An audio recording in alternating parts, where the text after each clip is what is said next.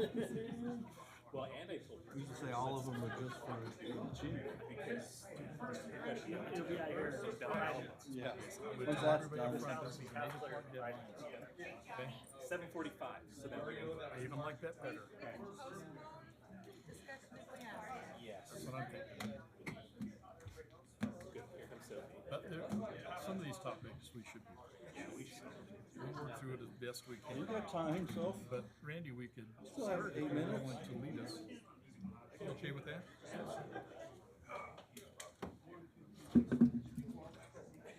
Hi, Sophie. Hi. Hello, hello. Hi, Joe. how are you?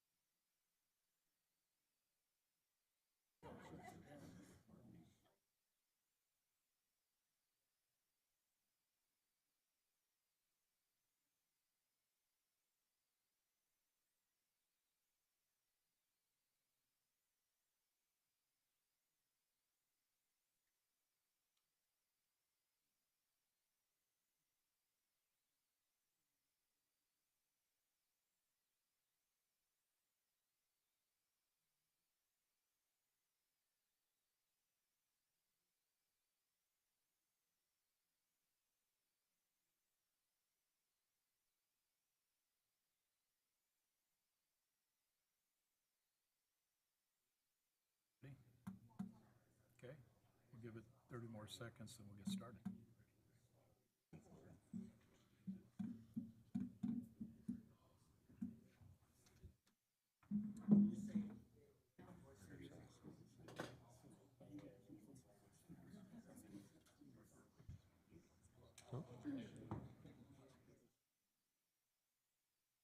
Sophie's car. What the crap? Who'd she get into a fight with? My son drove it off the edge of what we That's not good. I would say. Okay, let's go ahead and get started.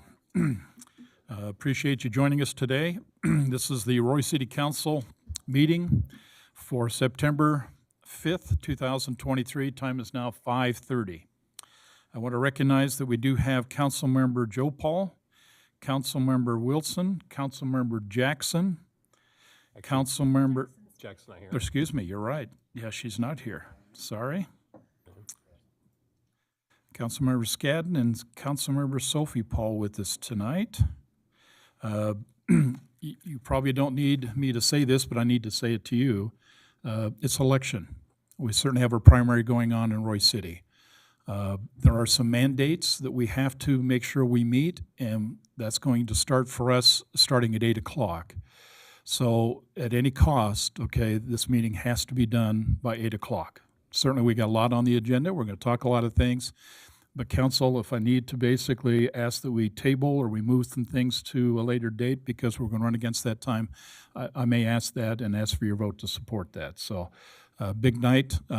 Some people in this room are probably a little nervous as we go into this primary, but just recognize the fact we got a lot to talk about, a lot to do. We certainly want to recognize the Roy City Fire Department.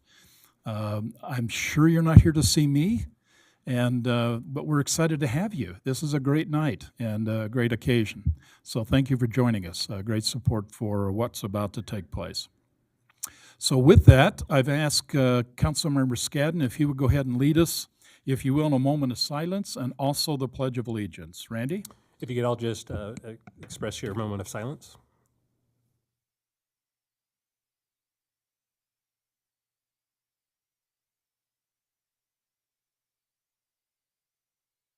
Thank you. If you could all repeat the Pledge of Allegiance. I pledge allegiance to the flag of the United States of America and to the republic for which it stands, one nation, under God, indivisible, with liberty and justice for all. Thank you. Thank you, Randy. Okay, Council, we do have some consent items, specifically the August 15, 2023 Roy City Council meeting minutes and the August 15, 2023 Roy City Special Work Session minutes. We also have some surplus vehicles, 3 of them to be specific. They're on the consent items. Comments, questions, concerns, Council? I have a few adjustments to the minutes that have already been submitted to Brittany. I was going to Okay. say there were a couple that I think were submitted as well. I think you caught them as well, so. Okay, so Joe, I sent you some. I think you got some from at least 3 of us, and, okay, you're working through those. Okay, perfect. Those will be made in the final minutes, okay? Any other comments or questions, Council? I'll make a motion, we approve the minutes of August 15th, City Council meeting, August 15th, Roy Special city work session with adjustments that were sent in and the sale of surplus vehicles. Perfect. I have a motion. Do I have a second? I'll second. Thank you, Randy. All in favor? Aye. Any opposed? Hearing none. Okay, those are approved. Thank you. This is the public comment period. If you have anything you'd like to discuss or share with us, please step up to the mic. We need your name and address. If you have any comments or questions relative to the resolutions or the ordinances that are being considered tonight, please share your thoughts before we ask the city council to a vote. So, We will be adhering to the 3-minute yeah. tonight. We do need, if there's a bunch, we'll probably need to go to the 3-minute rule, so watch for that. Okay, please, name and address. Thank you. I'm Luann Cooper. My address is 60. Sorry, do I need to fix this? There you Can go. you hear me better? I'm Luann Cooper. My address is 76 South, 4100 West in Roy. And I am here because we need a crosswalk light on 4300 West and 5750 South in front of Emma Russell Park. Since 4300 West has become a through street into Clinton, we've had a lot more traffic on that road, especially during the morning while kids are walking to school and in the afternoon when they're coming home from school. I know there is a designated school crosswalk over there on 5600 and 4300 West, but the kids we see crossing over on 5750 South are coming from the east side of the park and the south side of the park, which is over where I live. The crosswalk is also very busy during soccer season. I know that park is a designated Roy AYSO soccer park, and so it's busy in the evenings and on the weekends during soccer season, which is a good part of the year. Since I posted about this on Facebook this morning, I've had multiple people reach out to me and message me saying, I can't come tonight, but this is the stories that I have. Please share. And I have had multiple people say that people are stopping at the crosswalk, but somebody will come up behind them and go around them, almost hitting the pedestrian in the parking lot. I don't know if they think the person is trying to turn left or what, but they're not seeing the pedestrian in front of the car in front of them. I've also had multiple people just saying that they've almost been hit. I have witnessed myself many almost accidents just at that crosswalk. I know that I have some neighbors that have their kids ride their bikes to school, and they say it is so hard for them to cross there because there's nobody sees them. And there is a lot more traffic than there was before. I've also had people let me know that they have addressed this issue, not here at City Council, but with others that thought could help since the flow through into Clinton on 4300 West. And I'm not asking for a stoplight, but similar to the crosswalk lights that are on the walking path in Roy on 5600 and 6000. You know, if we have something flashing there, the cars will likely see it better, but they're not seeing the pedestrians try to cross there at all. I know that you guys care about our safety in our community just as much as we do, if not more, because you're in the city council by choice. And so I feel like as we see a safety issue like this, we can take care of it. We can solve it before it becomes a fatality or a casualty for one of our kids. Thank you. Let me just make sure I understand exactly where you're proposing. You're referring to the one that's coming out of M. Russell? Yes. On the west side of M. Russell that crosses over to Hooper. Is that the one you're referring to? Yes, on to 5750 South. Okay. I would like to speak to something I witnessed this morning just right at that crosswalk. I was walking Emma Russell about 8 o'clock in the morning, and there were multiple cars coming through, and there was an individual, obviously going to school, trying to cross, and nobody would stop for this individual. Then a white truck come and turned on flashing lights. It happened to be a West Haven marked truck, and as soon as that individual turned on their flashing yellow lights, everybody stopped. The individual was able to cross the sidewalk, and then the truck turned off their lights and went on. And I thought, you know, that's interesting that nobody cared to stop until there were some flashing yellow lights on a vehicle, and then everybody stopped and let the individual go through. So Interesting. I would be supportive of something. I know it needs to go through proper channels to get ratified, but Do you happen to know, since we kind of split that street between obviously Roy and Hooper, has anybody approached the Hooper City Council with a similar idea? No, but I do have family that lives in the Hooper portion because they bring it to my attention at like every family get together is because again, it's very top of mind. Yeah. I do know, I don't know, because we've got, were you going to say something? Because I was going to call on you. Roy City actually owns the sidewalk on the west side. Do we? They own 1 foot beyond, even the stop signs coming out of Okay. Hooper. Okay. Knocked down. so it's totally our street. So it's then. our street, we own it, we own Okay. the thoroughfare. Okay. Well, my next question was going to be, because in an email exchange we just had recently, we have the speedometer signs. Do they flash? No? Just when somebody's speeding. Just when somebody's speeding. Because again, is your concern both crossing and speeding or mainly just crossing? My concern is mainly crossing. Okay. Fair. There's been plenty of concerns about speeding, Oh, but yeah. that's, And Yeah. you're not talking at the light. You're talking in the middle of the park, Right. right? Yes, right in the middle of the park at 5750 So they're South. not stopping for any light or They anything? are not Okay. stopping for anything. Okay. witnessed that today. My sister talks about it all the time. Well, thank you. Let me just indicate to you the process. Sure. You certainly have given us an issue. We now have to go through and assess that issue. Typically, what we'll do is we work with the police chief and others to determine some type of a study. That is a requirement, okay, by which we work this thing through. You're going to hear about it if you stay long enough. Not too long ago, residents brought a similar issue up on an intersection. We go through the study process, we look at it, and then the city council makes a decision. We did have a unique case not too long ago where on 4,000, residents came in, very successful, caught the emotion of the city council, it made sense, and they voted on the spot to put it there. Certainly that could happen, but just recognize the fact is we really should validate and back up this with some type of validation that what you're saying is this is a real issue. Certainly you see it, other people are seeing it. We had a city council member kind of validated. We just need to have that documentation because if we make the decision to do it, then Public Works will get a direction to buy those flashing lights you're recommending and then install them. And it goes rather quickly. So at this point, it's a good topic. It's a good one we need to talk about. We just need to do some homework and then make a final decision in the next meeting. That sounds awesome. Is there somebody or a department that I can follow through with to make sure it doesn't fall through the cracks? Well, we do have your name and we have your address. We can certainly reach out. If you'd like to leave a little bit more information, if we have to get some more details, that would be helpful. But at this point, our next step will be is we got to look at the speed, we got to look at the traffic, we got to look at the cost, we got to weigh in a few things on that particular road. There's no question. One of the interesting things we've seen that's happened, and 4300 is a great example. Not ever since,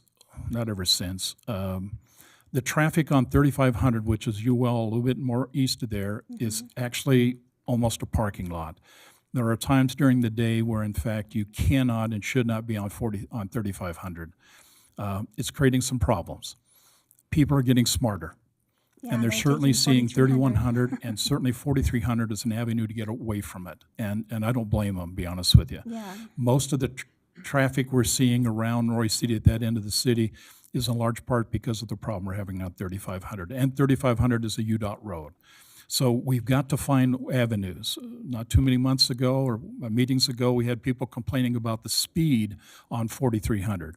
It is a problem. Yes. Certainly, if those speeds are now impacting the safety of people, it's also a problem. We just have to assess all this and come up with a strong recommendation how to fix it and fix it correctly. So I think your proposal about a flashing light is reasonable. It probably will be the right answer. All they have to do is walk up, push a button, and they can get crossed.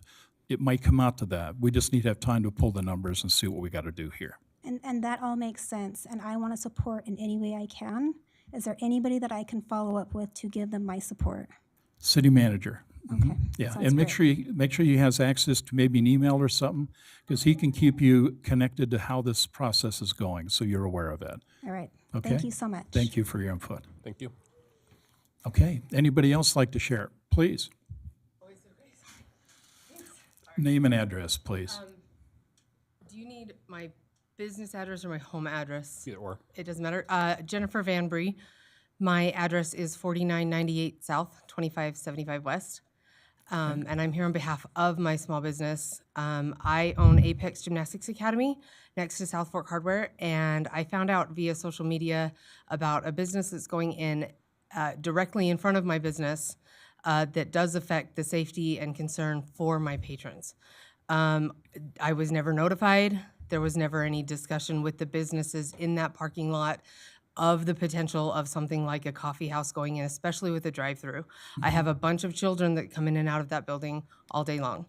And I feel like the city did not take into consideration the businesses that were already in place in this city. And I'm trying to provide a wonderful service for our city and our neighboring city in Hooper and have a safe, fun place to do gymnastics for these kids and these families walking through the parking lots. And I already have some of the safety worked out with my neighbors, especially when it comes to the Twisted Sugar drive-through and Domino's. We already have a whole safety plan worked out for that. But not only did the coffee shop not even take into maybe consideration talking to me as the business that's going to be directly impacted by this and the drive-through, but not even a safety plan was offered.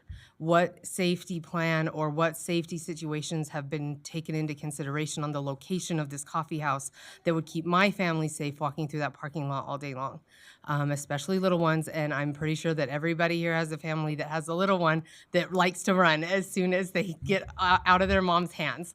And so I want to know, like, how are the businesses that are already here being a part of our community going to be considered when something new is being proposed into to be introduced into our city? Don't get me wrong, I'm all for coffee, big coffee drinker, love coffee, but the proximity of this coffee house does put into question not only safe parking for my families, but the safe transport of these kids into my building.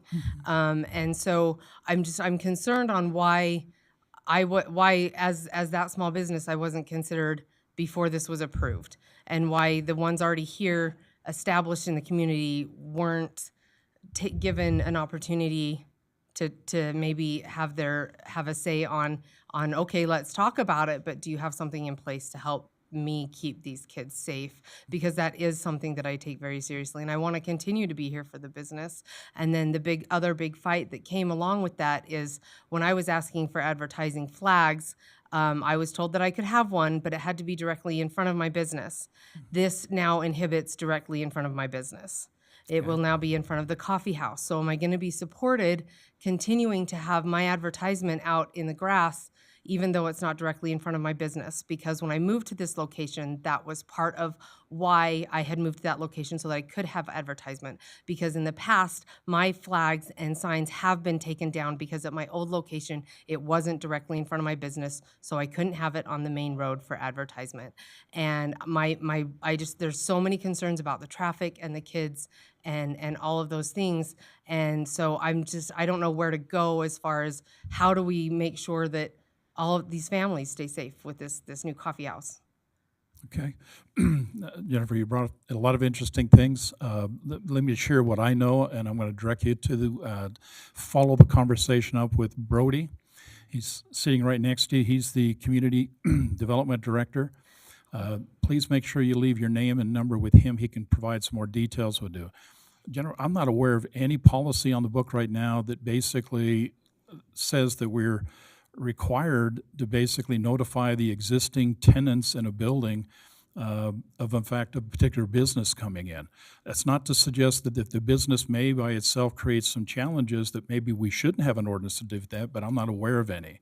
Certainly there are businesses that are not allowed in the areas, and those are zoned that way. And as long as they're zoned that way, they would not be even entertained going in there. But the business you're referring to probably would never be on that list unless this city council approved it and then allowed at least, they'd have to approve it. And I don't think it's there. But Brody can provide more detail to that part of the conversation. The other part of the conversation, if there's a risk in terms of the type of business you're suggesting, then I don't know of any provision in there where that's even looked at as being a risk or a hazard. to the point that you just identified. So at least get you someone to talk to and see where we are. There's the community development director. Please, okay, leave your name and you got your address, we got your name, but leave a phone number for him. He can follow on with the conversation to see if we can provide at least some understanding where we are on that. And if there is an issue that we believe needs to come to city council and change an ordinance, certainly it will begin with him. Okay, Okay? thank you. I Thank will you get for that your written down comment. for you. Thank you Okay. very much. Thank you. Anybody else? Kevin? Name and address, Kevin. My name is Kevin Homer. I live here in Roy at 5398 South, 4000 West. I'll start off by apologizing to the friends and family and the fire department members because I know they're here for a totally different reason. I apologize. Y'all got to listen to me. Appointed officials and elected officials, sorry, it's your job, so try to stay awake. What I wanted to do was address item number F4, which is discussion about 2311, which is the implementation of yet another tax here in Roy City, the transient room tax. I have a list of 97 different taxes that's been compiled by a website called ParadigmLife.net. If you all want that link, I can send it to you. 97 different taxes. I'm not going to read that whole list. I was planning on reading a section of it just for dramatic effect, but let's just say it's 97. And implementing this transient room tax would make it 98. Now, I myself have paid a transient room tax in different cities here in this state and in other states, and it always really rubs me the wrong way, because there is nothing about a transient room tax that benefits me as a traveler who comes into a city, and all I'm doing is maybe I'm staying at a hotel or staying at our condo somewhere, and I am taxed for it, and I never receive any benefit from it, just taxed. So it always rubs me the wrong way. Now, this is a really good example of just because you can do a thing doesn't mean you should do a thing. State of Utah has recently allowed the municipalities, including Roy, to decide if you want to lump this new tax, make the list from 97 to 98. I want to recommend two things, and I will ask you to choose these. First of all, do not implement or put this burden of another tax on the citizens of this city and anybody who might come to visit here.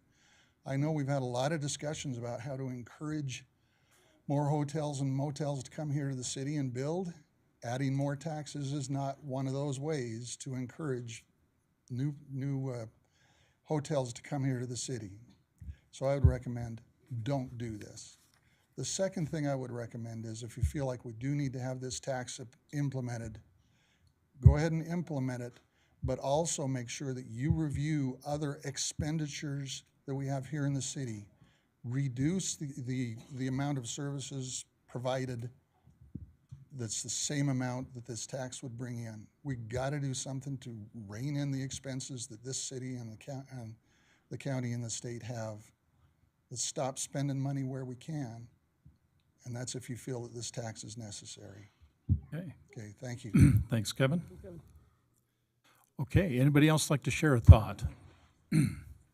Okay, name and address. Thank you. Glenn Jacobson, 4170 South, 2400 West, Roy.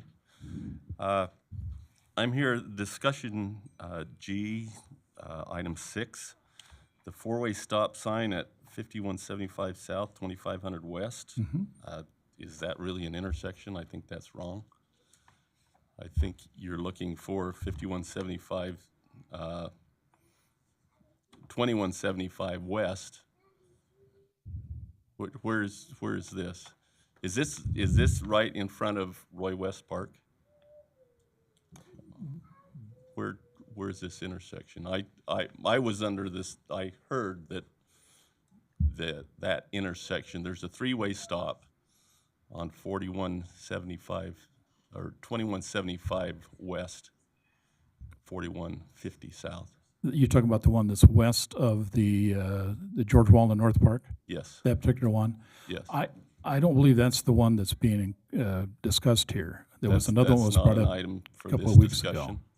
This is, as you go north from 5600, you can turn left just above the viaduct, and then it splits. It goes on the Okay. west to 2675, or you can stay east on 2500. Okay. And that's where that intersection is. Okay. Well, since I'm here, Love it. let me make a comment about that intersection there right by George Wallen Park. Okay. You're building new pickleball courts there. I want to commend you for that finally happening. But that intersection, the 2175 along there, it runs along the school and the park and the church and all that along there. There's a crosswalk there, and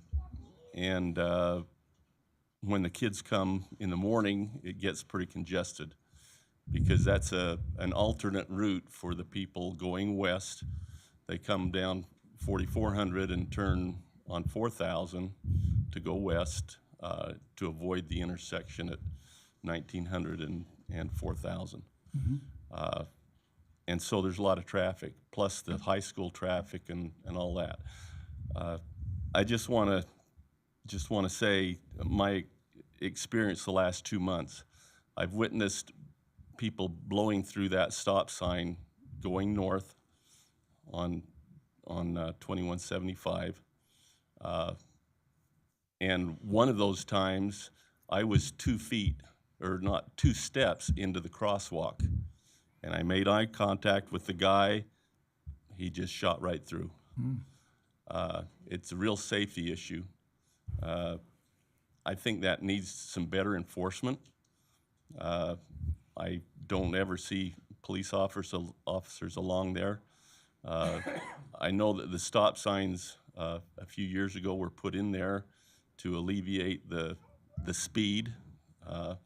They tried a speed bump down by the roundabout, and that doesn't work with snow plows. And so they put in the stop signs, and the stop signs have worked good. You can't miss them. They're lit up when there's cars in the area. I just think it needs to be enforced better. And I think that will help the safety in the area, especially with the additional traffic that's going to be there because of the pickleball courts and the playground and everything. So, Okay. Okay, Glenn, thank you. Thanks, Ed. Okay, anybody else like to share a thought? Name and address. Hello, Jeremy Thompson, 5879 South, 3850 West. As I walk around and talk to people for no particular reason, somebody had a good idea, and it's born out of the great work y'all have done with the Yard of the Month. So I was talking with somebody in particular who pointed out, a lot of the roundabouts are now water conserving, right? And there's rocks and that sort of thing there. And they were regretting how they're boring, basically. So they brought up, putting in a large rock or, some kind of decoration there to spruce them up a little bit and make them look nicer. And then on top of that, maybe assigning or giving each one of the schools in the area a rock to paint and decorate so it's colorful. It provides something for the kids to do. Seniors can decorate it as part of their senior year project. So I just it was a good idea I heard that I didn't think needed to wait. Okay. Not a bad idea to paint it, because when people blow through the roundabout and hit it, at least it'll be painted so they'll see it. Yeah, we can track it back. Yeah, just leave the chrome, right? Okay, that's all I had. Thank you, Jeremy. Okay. Anybody else like to share? Okay, name and address. Hello, I'm Natalie Roper. My address is 4171 South, 2175 West. And I need to apologize to Glenn really quick because I wanted to beat him up here because I found out just probably an hour ago that our particular stop sign would not be on the agenda tonight. I heard that it was possibly going to be discussed tonight, and so I wanted to give you our concerns Perfect. regarding the stop sign. I know it has been possibly been discussed. Diane and I had a good conversation as I saw her across the street from my home observing our stop sign. So I knew it was in discussions, but I know a lot of people in my neighborhood. I've lived there 21 years. We have never had, thank goodness, any accidents but in that intersection. But we I sent out many texts last night trying to get opinions on this stop sign because I feel like the only people that should have a opinion on the stop sign are the people that live on our street or in our neighborhood that have to experience the traffic that we experience. And out of, I don't know how many texts I sent, probably 40 texts last night trying to get people's opinions. I think I got 22 responses. Out of those 22 responses, I got 21 that would want the stop sign to stay, and for various reasons, obviously. And then there was one that was kind of split between, and obviously I understand where they're coming from because they live right next to the stop sign, and the traffic backs up, and it makes it difficult for them to get out of their driveway. But we know that that stop sign is not improving, is not going to fix everything, all the issues that we have on our street, but it has greatly improved from what it was before. I think Glenn, I hope, would agree that we've never had any accidents there, thank goodness, but it has slowed the traffic. And it kind of makes me a little upset that this is even being discussed, because why fix something that isn't broken is one of the comments I got back last night. Let's fix things that need to be fixed. Let's focus on our bathrooms that are still locked up. Like, I know that's on the agenda tonight, but it's frustrating living across the street from North Park, having to see porta potties tipped over on a daily basis.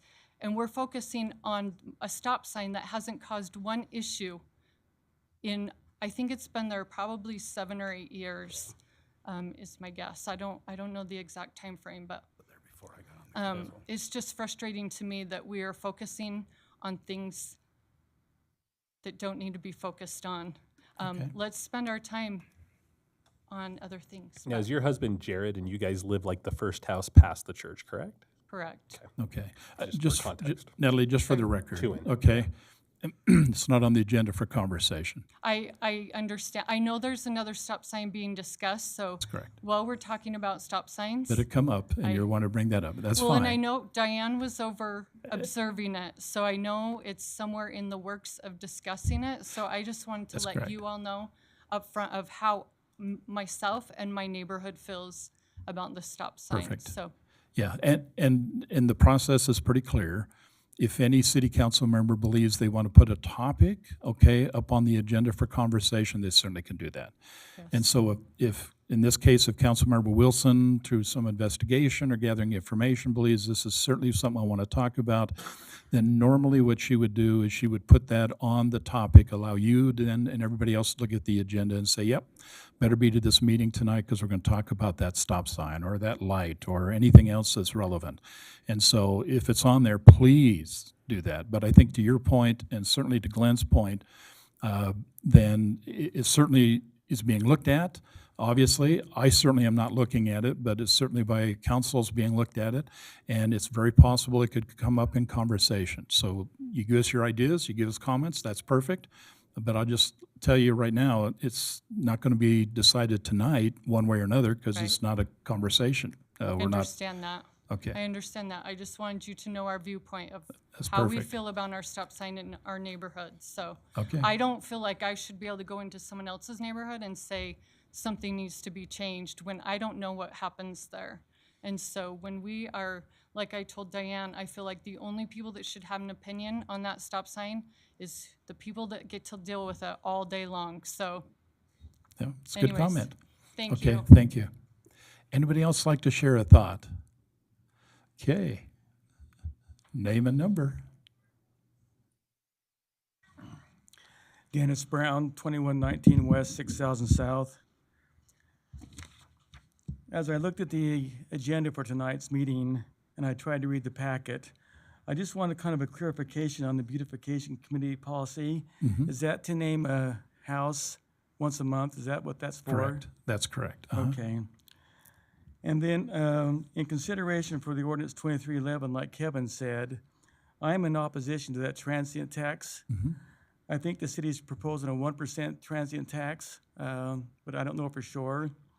I happen to own a couple of rentals, VRBO rentals in other cities, and I know those cities have the transient tax, and between the sales tax and the transient tax, they average around 12.32%. I just think that's a lot of money to be for one of my clients to be paying every time they rent one of my rentals. And I know they're paying the tax and not me, but I think it hinders the city by having a tax on a hotel. It increases the cost. I know we only have like one hotel right now in the city, is that correct? That's correct. But I know that we're trying to get more hotels in the area, and I just think a 1% tax may be a small hindrance to that. I know the city is always trying to find ways to raise money to pay for the expenses of the city. I propose that the city council be more considerate of buying things that are fluff. You know, we've had some policies, some taxes, some things bought this last year, 2 years, that in my opinion was not necessary. But that's water under the bridge right now. So I just want to ask the council not to pass that taxes, that 1%, if it's going to be a 1% tax. The other question I had, Mayor, is the senior center lunch that's up for discussion tonight. Yeah. Is it my understanding that someone's proposed that we pay and buy meals at the senior center and we serve dinner there? Is that what the proposal is? Correct. In my opinion, that's another item that may be considered fluff. I mean, when it comes to giving firemen raises or police officers raises, like when the city did that a year or two ago, I was all in favor of that. Because we want to make sure we pay our city employees, our fire department, and our police department to take care of the needs of the city. But to go and spend money, and this will probably raise our taxes some, to buy meals and to serve them, pay city employees to serve them, that's a fluff. That's something that's not necessary for the city to do. Where does it stop? Do we go serve it in other communities, other organizations inside the city? Let's put a stop to that, and let's stop buying fluff inside the city. The legislature reduced our property taxes this last year, and the governor signed that. And then I saw in the paper the other day that 8 different entities have decided to raise taxes, hoping the people don't recognize that the property values of their homes have gone down. And they'll think, oh, my taxes are actually going down, but 8 other entities have raised their taxes to try and cover some costs. And some of those are as high as 18%. Let's not add additional tax onto the members of the city. I'm asking you to not move forward on that and not to agree to that tax. Okay, thank you very much for your time. Okay, thank you for your comment. Okay, anybody else like to share a thought? Any topic? Okay. Name and address. Hi, Tim Higgs, 5381 South, 3400 West, Roy. I just have a couple of brief comments, and again, apologize to the fire staff. I'll try to be really quick. I had just a comment on one of the action items and one of the discussion items. On action item F4, again on the tax, I would just echo exactly what the other 2 gentlemen would say or have said on the transient room tax. As a consumer, we see taxes all over the place. We see them on our utilities. We see them everywhere. And all of us dislike taxes, but I particularly dislike taxes that don't make sense. And if you're staying at a hotel, you're obviously staying at a hotel for a few nights, which every one of those would, unless you're in outstanding circumstances, are going to be less than 30 nights. So let's not tax someone for a stay for the reason that they're coming to stay. That doesn't make sense. I understand that it's additional revenue for the city, could be additional revenues for the city. Can it be done? Yes. Is it the right thing to do? I would say no.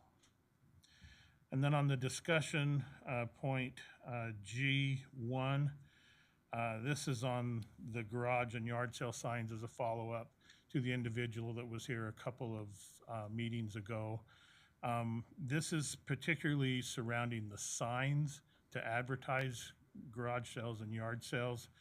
I would like to ask that we keep it to that.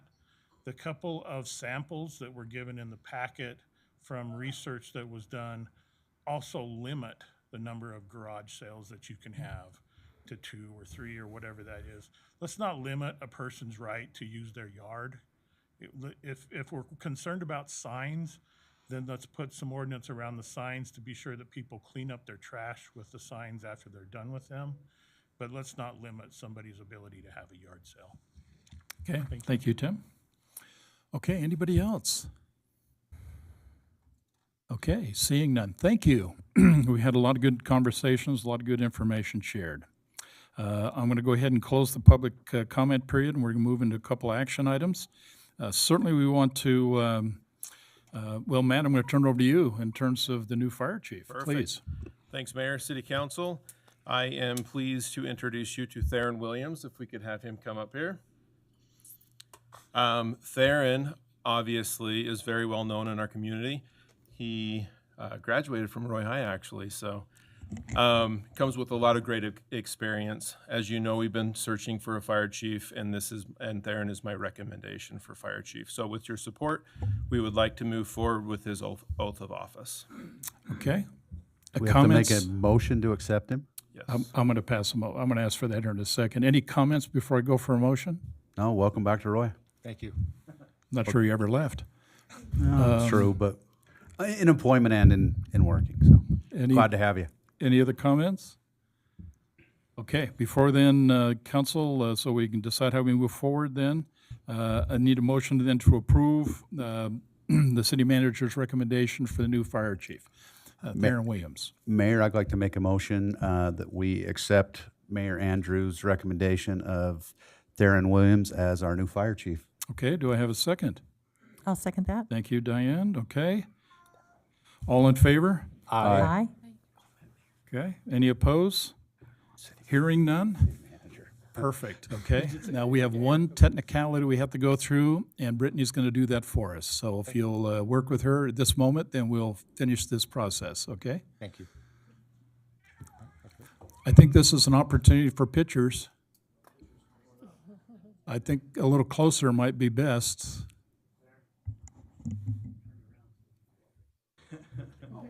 And I can't get a good picture of it. Well, then I'm going to be in your pictures.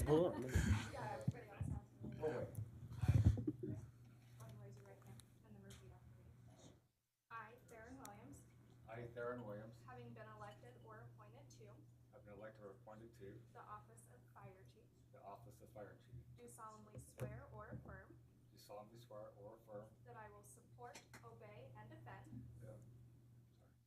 That I will support, obey, and defend the Constitution of the United States the Constitution of the United States and the Constitution of the State of Utah, and the Constitution of the State of Utah, and that I will discharge the duties and I will discharge the duties of my office with fidelity. of my office with fidelity. Okay, congratulations.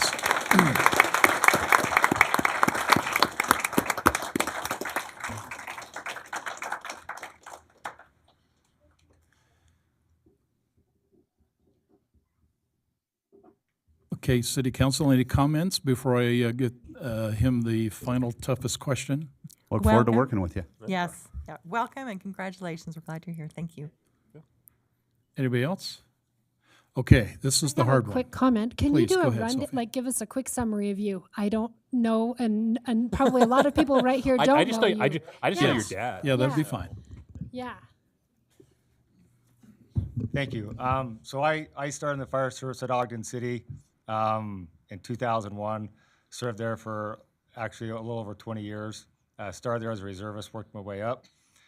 So worked there, went through the ranks as a typical EMT firefighter, paramedic, a fire marshal, then to the emergency manager, and then that's where I decided to leave and adventure. Really difficult to leave Ogden City. Love Ogden City. Had great support. I have a lot of support here today. Chief Matthew, Chief Willis, and Chief Slater, who have been great mentors to me throughout my career and showed me where the standard and the bar was. And so I owe a lot to them. I still remember sitting in front of Chief Matthew accepting a job. I'm very loyal to him, and he's done a lot for me. So thank you, Chief. From there, I went to North Davis Fire to be a deputy chief and the fire marshal. And under Chief Beecraft, which actually worked here in Roy City as a deputy chief, and have a lot of respect for him. Worked there for a little over a year and a half until this opportunity came about. So, and so here we are. I actually worked part-time for Roy for 20 years. And so it's kind of special for me to come back. I didn't know if this would ever happen. I enjoyed working here at Roy, where I went to high school, where my dad taught high school for over 30 years. My family lives here, my in-laws. So Roy means a lot to me, and it's a privilege and an honor to stand before everybody here, the support in front of you council members and mayor. And it's an honor, and I'm looking forward to the relationships built and helping the city to grow and improve. So, Perfect. thank you. Good, welcome. Anything else? Welcome. Well, Chief Your Williams, family. before you leave, okay, the most difficult question. Would you mind introducing some key family members that are here to join you tonight? I would love to. First, I'll introduce my wife, Melanie. Just over there. Did you get the picture you were looking for? Okay. I'll send you mine. Next, my oldest son, Cy. His wife, Julia. My next son, he's a sophomore at Roy High, Bo. And I've got another son he's not here with us today. I've got my mom and dad. Oh, no, he made it. They're I was still, gonna say, I There met they him are. earlier. Steele, I met him my earlier, youngest. yeah. I didn't know if he was in here, and that's Steele. My firefighters will get to know him a lot. So, next, my parents. So, Please. my dad Dane and my mom Linda. So, I'm glad that they're here today. You never know if your parents will make it to events like this, and I'm really proud that they're still with us. So, with that, I got a sister and brother. So, my brother Travis, he worked at OPD for over 20 years, just retired. My sister Erlene and my brother's wife Holly. And then I had a sister here, Andrea. Oh, there she is. Okay, out there. And another niece, Shay. So I got a lot of families. Do you want me to go through all of them? Please. Don't want to leave anybody out. And then my in-laws, Ernie Jones. I call him Judge Jones. So, and then Mary Lynn, and we call her Granny Avey. So I'm glad that they're here with us as well. And if you don't mind, I think it's important. I have a lot of friends here. Me and Travis Anderson started at Ogden. He's sitting right here, and his wife, great friends and another mentor to me. Sorry, I just want to make sure I get everybody here.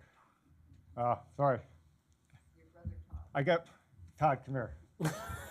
This is my brother Todd from Las Vegas. He was hunting and made it back here, so I'm glad he was able to make it safely. But he's another huge mentor of mine of how to be a great man. So I just want to make sure I miss friends. I've got also friends from North Davis Fire. Besides Chief Beecraft, I've got Captain King. I've got our Battalion Chief Youngberg. Is anyone I've missed? I hope not. But more importantly, those men and women who are standing in the back. I know I don't know them all yet, but I'm honored to be and to serve them, and looking forward to the great accomplishments that we're going to make as a department moving forward to the future. Thank you. If I've missed anybody behind me, I'm really sorry. You know, I love and care for you. So, Okay. thank you. Thank you, Appreciate it. Chief. Thank you.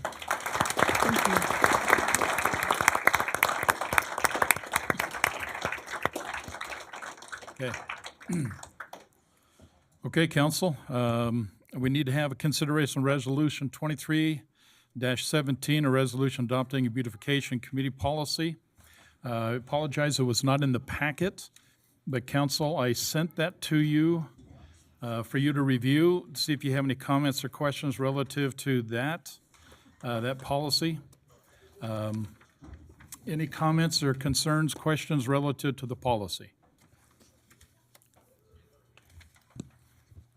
Okay, I guess hearing none, then, do I have a motion then to approve Resolution 23-17?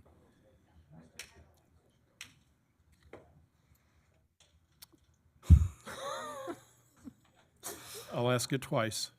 Okay. My only concern is it sustainable? Yeah. Because we've been going through the Art of the Month, and I think it's a great program, and it's getting people involved. My biggest concern is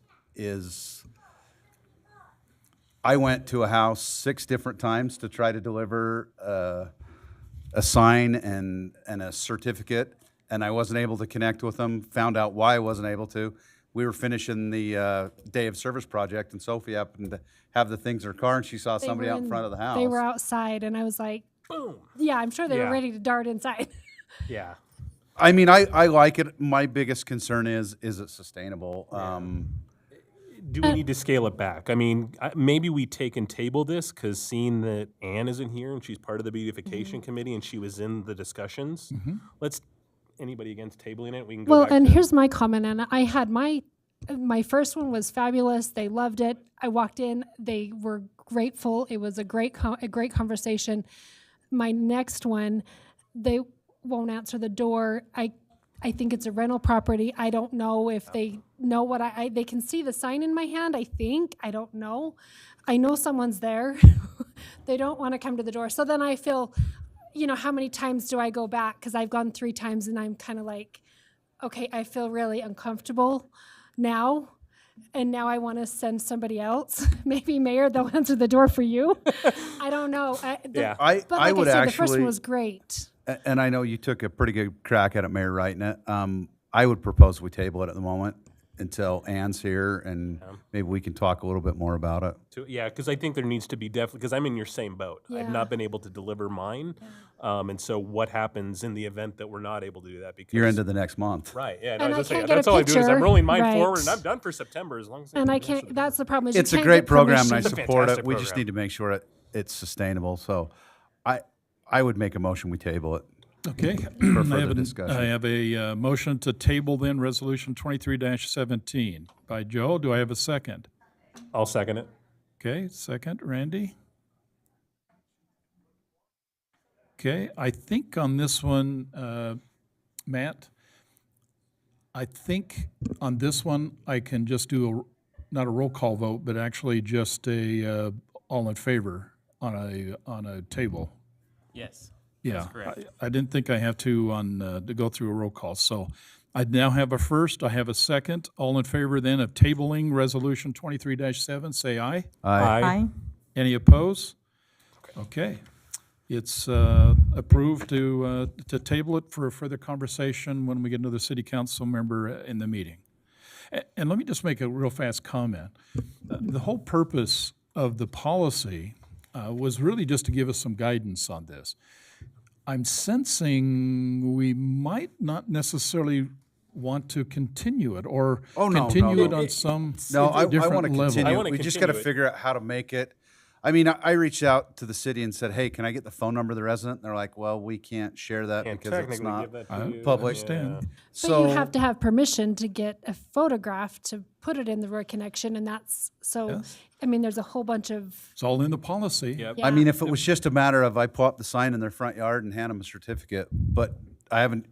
It took me 6 times, and she ended up delivering it for me, then we which have- I was grateful she did. But Yeah, we have 8 boroughs times how many ever? We're looking at like 40 oh, now times. we're calling boroughs. I'm calling them boroughs. Yeah, let's we're call them downtown New York. Exactly. Well, you got my thing. But I think, Randy, your point, this one is unlike the Halloween, it's Right. unlike the Christmas lights. where they're This getting one- invited. Yeah, this one is actually 5 months commitment from every city council member and beautification committee member that's involved that you need to follow through. And so it's much more complex. Very. Much more, it's different, hence the reason why the purpose of a policy was just to simply say, if we're going to be required to do this, and you decide that. Because again, I mean, if I was a full-time city employee, yes, absolutely. But at the end of the day, like I was gone for half of the 1 month. Understand. Yeah. So like I said, it's But I don't think there's a city employee sitting around wondering No. what to do and going to door to seeing if Correct. somebody's home to And deliver a correct. sign. yeah, So- yeah, yeah. And And be I honest with think you- there should be more like public involvement in terms of putting forth recommendations for, and I think there is. Well, the beautification committee does have public involvement, not just staff and council members, but, okay, Randy, nominating great points, perspective, yeah. great point. The question then becomes is, then, before we meet again, you have a copy of it, what would you like to see it changed to? And remember, the only reason why we're establishing a policy is because this is very demanding on city council members, all of us. Do we have any kind of a work session coming up? But we can certainly call for a work session if we believe in the best interest to understanding how we run the program. We basically address the problems. Well, I was and going to say, issues. if we could piggyback another work session, There's nothing coming up except after the first of the year, we'll get involved in the 5-year And we're- strategy plan. we're 2/3 of the way through it. Okay. I'd say let's study the course and we'll figure out a time where we can sit down and talk about it and Well, get here's it what- right for next year. Okay, it's tabled Yeah. at this moment. We can certainly resurrect it and then review it. But here's what I ask you to do. Read the policy, mark the policy in areas you feel that, hey, I'm just not comfortable with what it says. How would you like to say it? But all I'm saying to you, because of the demand this particular program, this recognition program has on each one of us, you best have something to help guide us through this, or we're going to mess this up bad. And the key I had with Matt and Brody was simply this. We cannot we can't take pictures of people's places unless they agree. We can't go up there and put their names on the website unless they agree.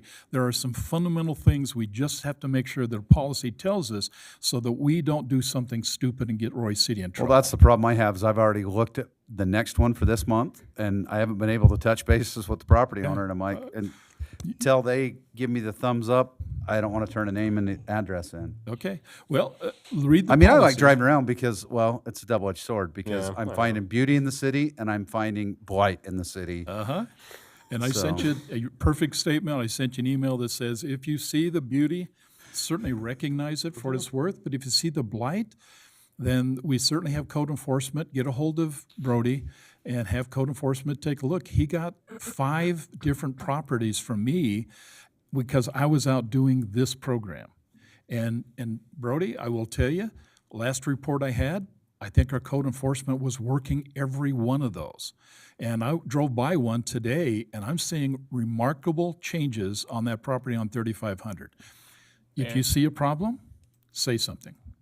I would Matt. just add, since it has been tabled, we're continuing the discussion. I know. at this point. The reason why I want to make sure that if you're going to table it, so we're stopping it, and I heard probably until the end of the year, then read the policy, bring back your recommendations for changes. Fair enough? So when we table this, we don't do next month's We do yard it of when the we month? put it back on the Okay. agenda. Well, we're still under the current program. We just haven't ratified. There wasn't the a formalized, this was like, hey, Yeah. yeah. anyway. So I think we're still doing the program. We're still doing the program, we just don't have the ordinance. We don't Rules have and resurrection regulations behind it. policy that tells us. That tells us that. Okay. Yeah. Thanks, Matt. Okay. Consideration of ordinance 23-10, consideration request for amending a zoning map. Steve, I believe you're talking this one. We're gonna change it up. Usually I sit down. I think I'm the only one that presents and sits down, so we're gonna stand up. So hopefully we can get the technology to work. There we go. Okay, so this is a request to amend the zoning map from RE20 residential estates to community commercial for properties at approximately 5809 south all the way through to 58 or 5991 south on 3500 west. Aerial map wise, oh, it didn't want to work. There we go. It's kind of in this location. You got 6000 south and 3500 west. So the southeast corner is Winco and everything that's developed there. The northwest corner is Red Rock. So you got Rock Run. Rock Run, whatever. I knew it was some rock. It's in my neighborhood. That's the only reason I know. So you got commercial there, and these are the properties to the north of it that are 350, 400 feet deep, just on the west side of 3500 west. So originally, the applicants were the 3 of them kind of in the middle, not the bottom one was not in part, the next 3 above were the original applicants. The 2 above were not part of it. During the August meeting, Planning Commission, someone got up during the public hearing and said, I would like to be a part of it. And then a couple others came in and requested to be part of it. So the original 3 applicants said, okay, we can, pause it for here. Planning Commission tabled it so the applicants could include a few more parcels. So in total, there are 6 that are included into this request. Again, the originals were just kind of the middle 3. So the future land use map that you see in front of you now shows that this area to be commercial and the rest of it to be single-family residential. So the request to amend the zoning map from RE20 is what you see here, is in line with the recently adopted general plan. So staff would recommend approval of ordinance 23-10, and then Planning Commission voted 5-0. 2 people were missing because of vacation and stuff, to also forward a recommendation of approving. Okay, perfect, Steve, thank you. Council comments? I have a question on the map to the right, the green one. It happens to have this bottom red area marked, and it's not marked on the other map. I talked to these people, they want to be part of it. They thought that they were going to be part of it, and It's the Blackburns. yes, the Blackburns. Originally, after the tabling, they were asked if they wanted to. Originally, they said yes, and then a week later, they said no. So my zoning map included them, but they shouldn't be there. Okay, when I talked to them yesterday, they were wanting to be in it. I thought they were going to be in it. The So how does unfortunate that part work? is they would need to be part of the application, and they I see. didn't They agree to withdrew. it at Did the they time. withdrew, They or- can definitely get with the neighbor to the south of them and reapply. Okay. I don't think it'll be as long of an issue, because Is there a most fee to everybody in the north. reapply? Do what? Is there a fee to reapply? There is. It's like a Because couple I have $100 to- probably, right? Yeah, it's $400 because I have to Ooh. advertise it and all that kind of stuff and send out mailings and. What's the fee split between the people that, or did one person pay it? I'm not sure exactly who paid the original. That's why the 3 applicants had to say, yes, we'd agree to allow these others to come in. If they helped Whatever incur they- the yeah. cost, I don't know, wasn't part of my, Outside of your purview. yeah. I mean, I think it makes sense to do the whole area, but if it wasn't in the application, then. Me too, and I was hoping that when they said, yes, let's pause and ask all our neighbors, these 2 Blackburns again, wanted to, and then came back and said no. And we really have to go with what their record shows, okay? So That's if fine. any of the other properties have an interest, certainly they can approach Steve and reapply and go through the process. Yeah. Okay, any other questions, comments? Let me just make just one comment, if I can, Council. Interesting things are happening in this area. Certainly, we're seeing some commercial growth opportunities. There's talk about commercial facilities going in across from Vasa at the same location, but in Clinton.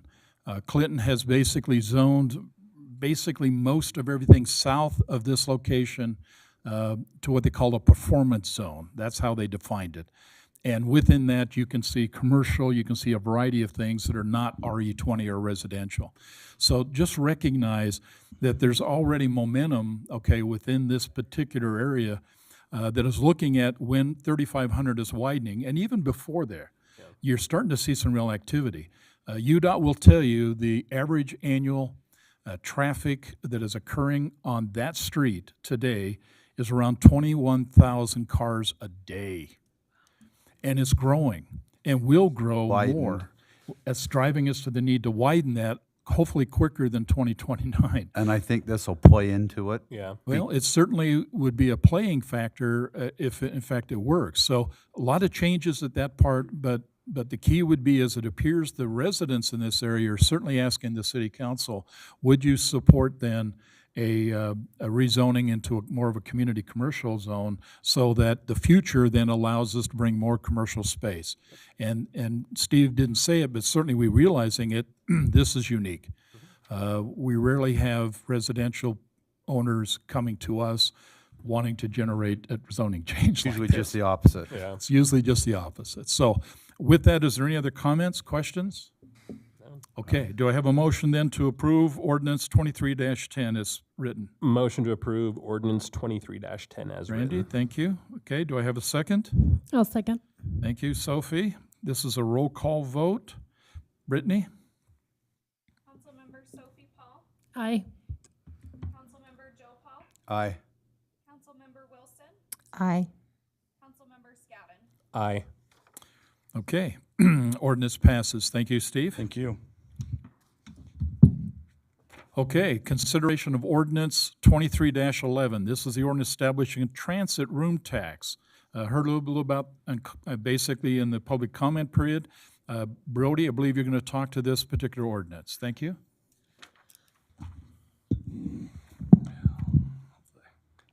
You hear me in this? Okay. Yeah, so before you is Resolution 23-11, which establishes the transient room tax for Royce City. It is a 1% tax on the rents, essentially for hotels and Airbnbs.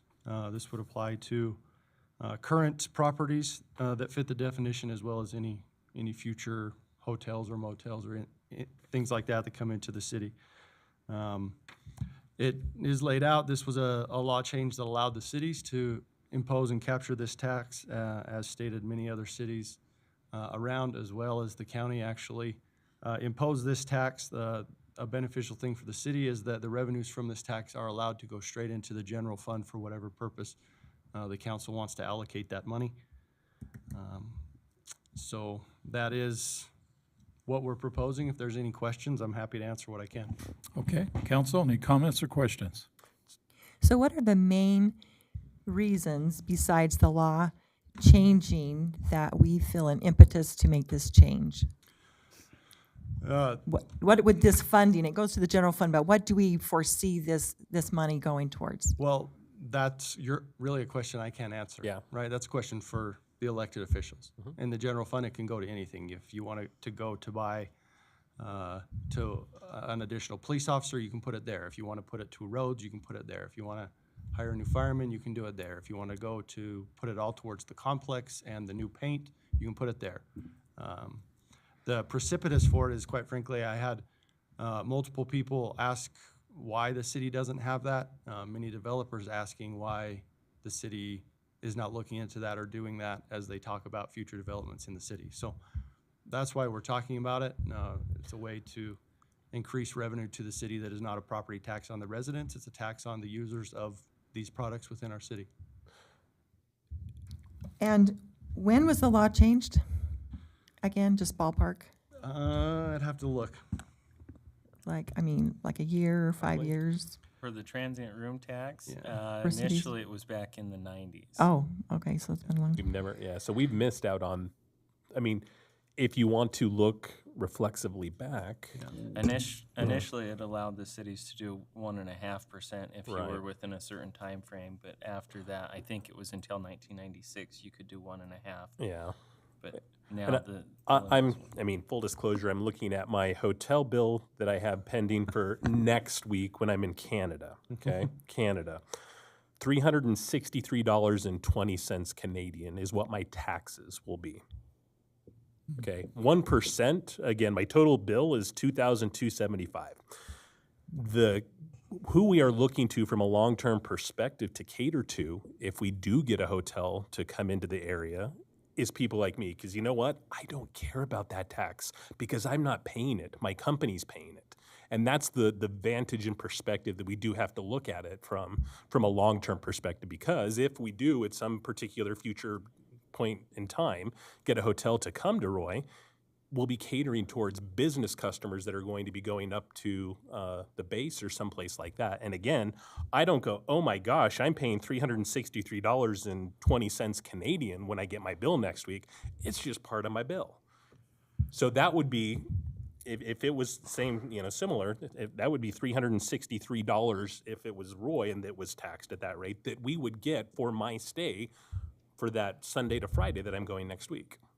So again, do you have the numbers, and I apologize, I didn't have time to research this one. Do you have the numbers of neighboring cities, how we stack up?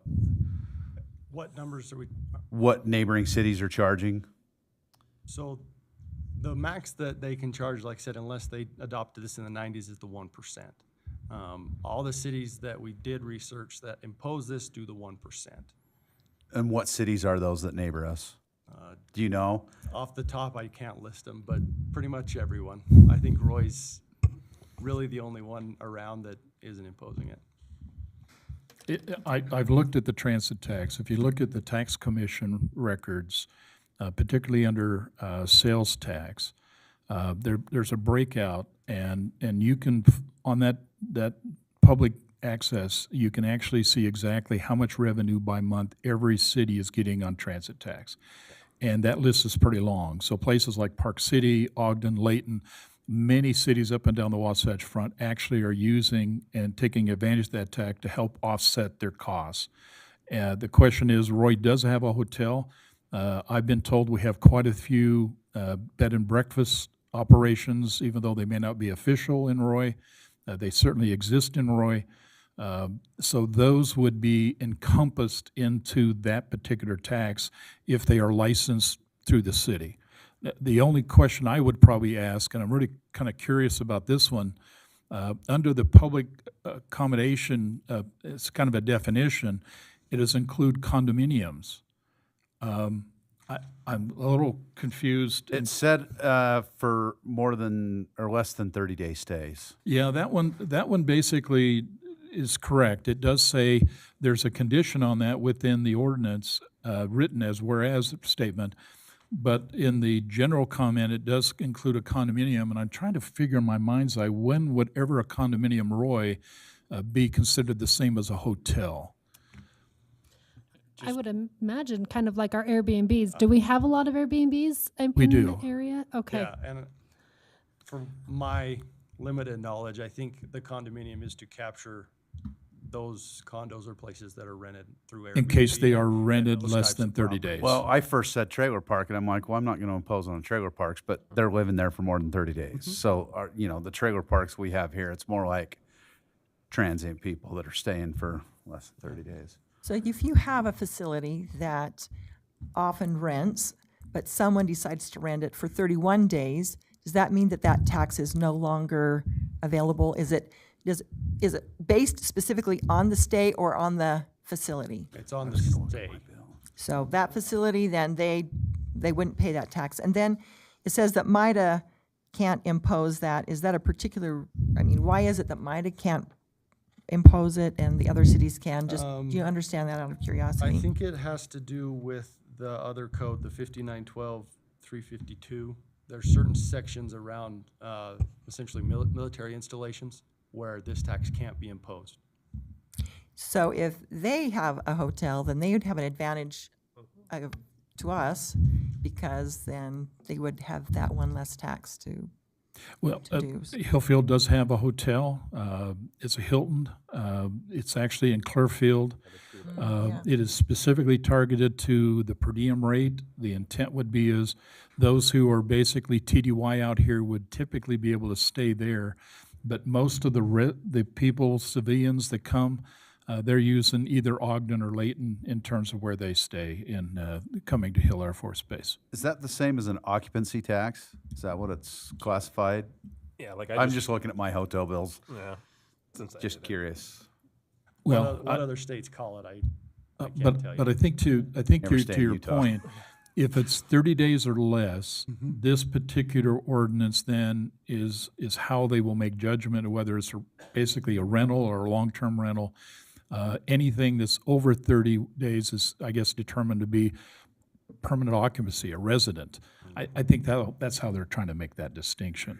So this is just a way to make money for the city. That's 'Cause all it there's no is.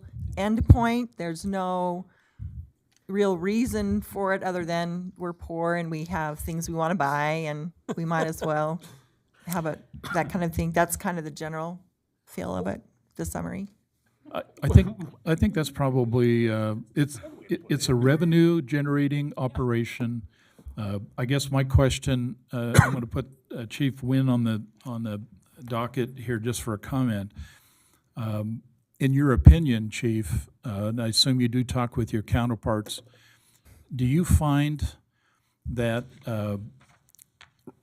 hotels, motels, Airbnbs may demand a little bit more of your services than typically you would see in normal residential? You read my mind. We have one particular hotel or motel in the city that does contribute to the use of a significant amount of public safety resource compared to any other resident in the city. And I think this is a way to offset those costs that the city is paying for one particular location. Okay. And I want to make sure we understand exactly what the chief just said, because this is important to the conversation. Irregardless of whether the tax is approved tonight or not, the fact of the matter is at least in his opinion and experience, because he's been at this long time, certainly hotels may draw a lot more requirements from the city to provide the services we have to provide than maybe you would typically see from a typical resident. I think that's what I just heard. That's what I said. Okay, perfect. So that gives us kind of a reason or a purpose for it. I feel a little uncomfortable if we're just, I mean, it's always nice to raise money because we've been trying hard, but to have a reason or purpose for it certainly seems to make more That makes me feel a lot sense. better about it if the reason's more central to public safety. Because he would have to provide that particular support. And that's really, I think it's important. You've got the resources. Does the hotel in itself provide, or an Airbnb or whatever it might be, does that provide then a need for more resources, whether more water, more public services, certainly public works? If there's a connection between where you have these and there's a demand for that, and it does draw more services, then there's a good argument that maybe additional tax is necessary. But I think to your point, Diane, and it's a good point, if we're just doing it because we can, and we're doing it because we can generate revenue, I'm telling you, that's a hard pill for me to swallow, because, I mean, If we have a purpose, I'm for it. If it has to be If it's purposeful. just to go into the general fund. Yeah. What do you find, Ross, in regards to your department possibly needing more resources because of transient room opportunities? Going to be selling more water. And you sell the water, yeah. Okay. Well, I think when we look at this in the bigger picture of today, we don't have a hotel, but hopefully in the future, we do have a hotel. We have a motel. Motel, right. So I think you've got to look at it for the future, not specifically for today. Am I right? No, I mean, that's And part again, of the discussion. I have never not booked a hotel when I travel for business because I went and saw, oh, the taxes were this. That is an afterthought. Just, I'm throwing that out there. And again, that's the same thing. If we're looking to an eye to the future and we get a hotel in, again, we will be catering to business travelers. Whereas opposed to our current need is for what we currently have, which it's a transient population with our current motel. You know, and I understand that you're saying your company pays for it, but I don't know if I feel comfortable in saying just because someone else pays for it, we should. But when you know, look at how the economics of a hotel, 80% of their revenue is driven by business travelers. So again, Yeah. I'm just fundamentally Right. saying, at the Yeah. end of the day, who are we catering to? Is And this, yeah. that's exactly why this conversation is important, to look all sides of this, and that's a good point. Right. Hold on just one second. There's one comment in the back. I normally would not basically, but certainly if you think you can Yeah. provide input, share your thoughts, and then we'll get to the next step in this conversation. Thank you, Mayor. As I said Mayor, earlier, I before- own some. Hang on. Just The give lawyer us, wants to talk. give us your name and Oh, address. Dennis Brown, 2119 West, 6000 South. Okay. So I own two rentals. that- Speaks, Mayor, if I may. Do we need to open it back up to public comment? Have to open it for public comment and allow anyone who wanted to be heard to Okay. speak. So you'd need a motion Okay. and a vote for We him to we be didn't do that before, but we should do that, okay, in the past. So let's go ahead and I'll take a vote. Hold that thought. I'll take a vote. Council, you ready to open this up for public comment? I move that All in we- favor? Oh, just all in Or favor? excuse me, I Yep. need a motion. I move that we open it for public comment. Okay, I got a motion. Do I have a second? I'll second that. Okay, all in favor? Aye. Any opposed? Thanks, Matt. Appreciate that. Okay, please, comment. I just want to I want to answer some of your questions you've asked to each other, because I own some rentals in St. George, which is a big area for VRBOs. Councilman Scadden, we have people rent my VRBO rental, 2-bedroom and 3-bedroom. They'll book it for 31 days. Right. These are private owners. They look at their taxes. If it's under 30 days, they don't rent it, they go someplace else. So when you have an individual house and they have an Airbnb or a VRBO, that may affect their rental for that year. And people may not move into the area for 30 days, especially during the ski season.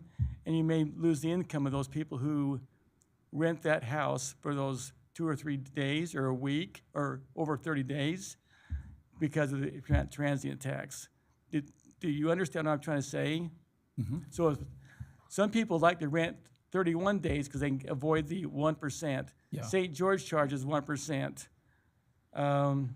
Councilman Paul, in answer to your question, the local cities that charge, it's almost every city in Weber County. Far West, Huntsville, Marriott, Slaterville, Ogden, Riverdale, Washington Terrace, and West Haven, they all charge 1%.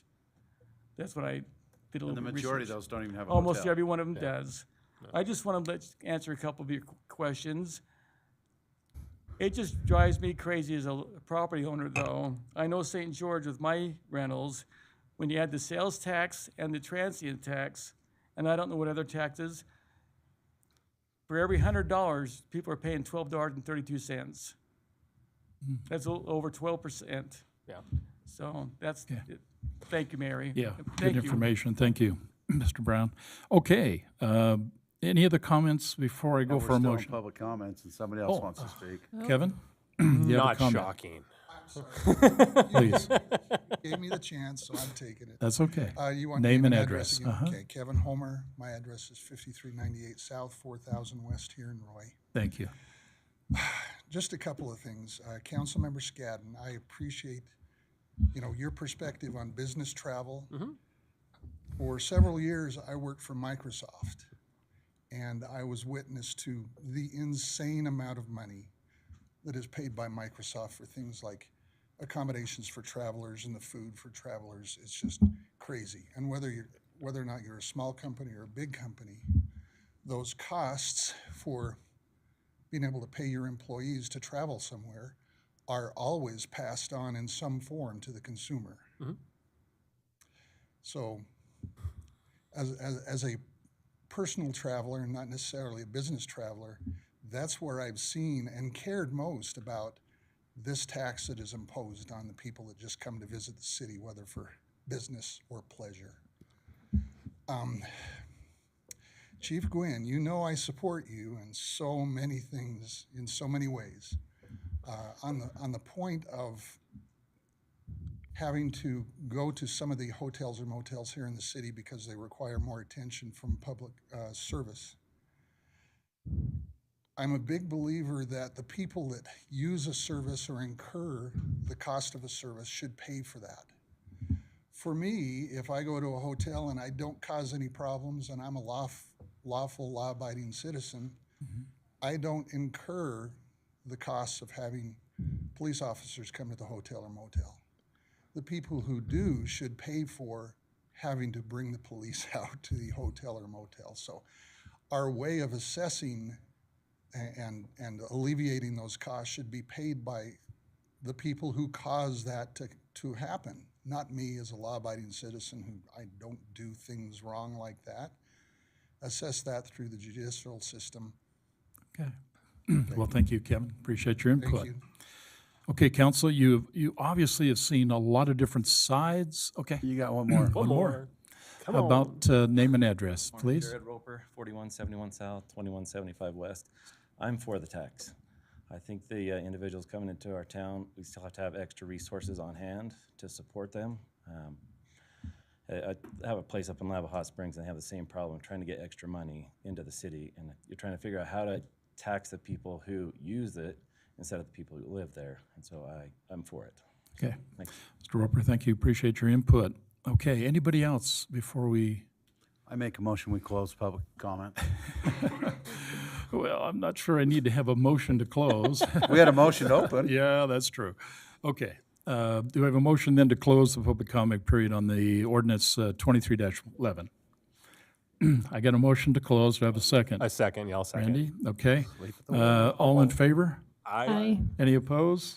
Okay, hearing none, public comments are closed on the ordinance. Council, you've seen lots of different sides to this issue. Any further questions or comments to Brody before I ask for a motion to approve? Actually, can I motion to table? Because I think more research is warranted.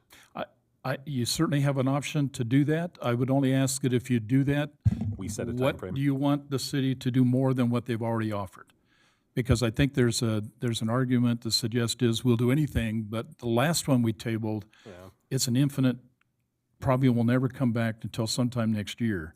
And that's okay, but if you table, do I bring this back next year because you give me clear directions of what Brody needs to do to answer your question? or My what you point of need? discussion is, and I appreciate Dennis Brown advocating for the tax increase last year because we got 4 public safety individuals out of it.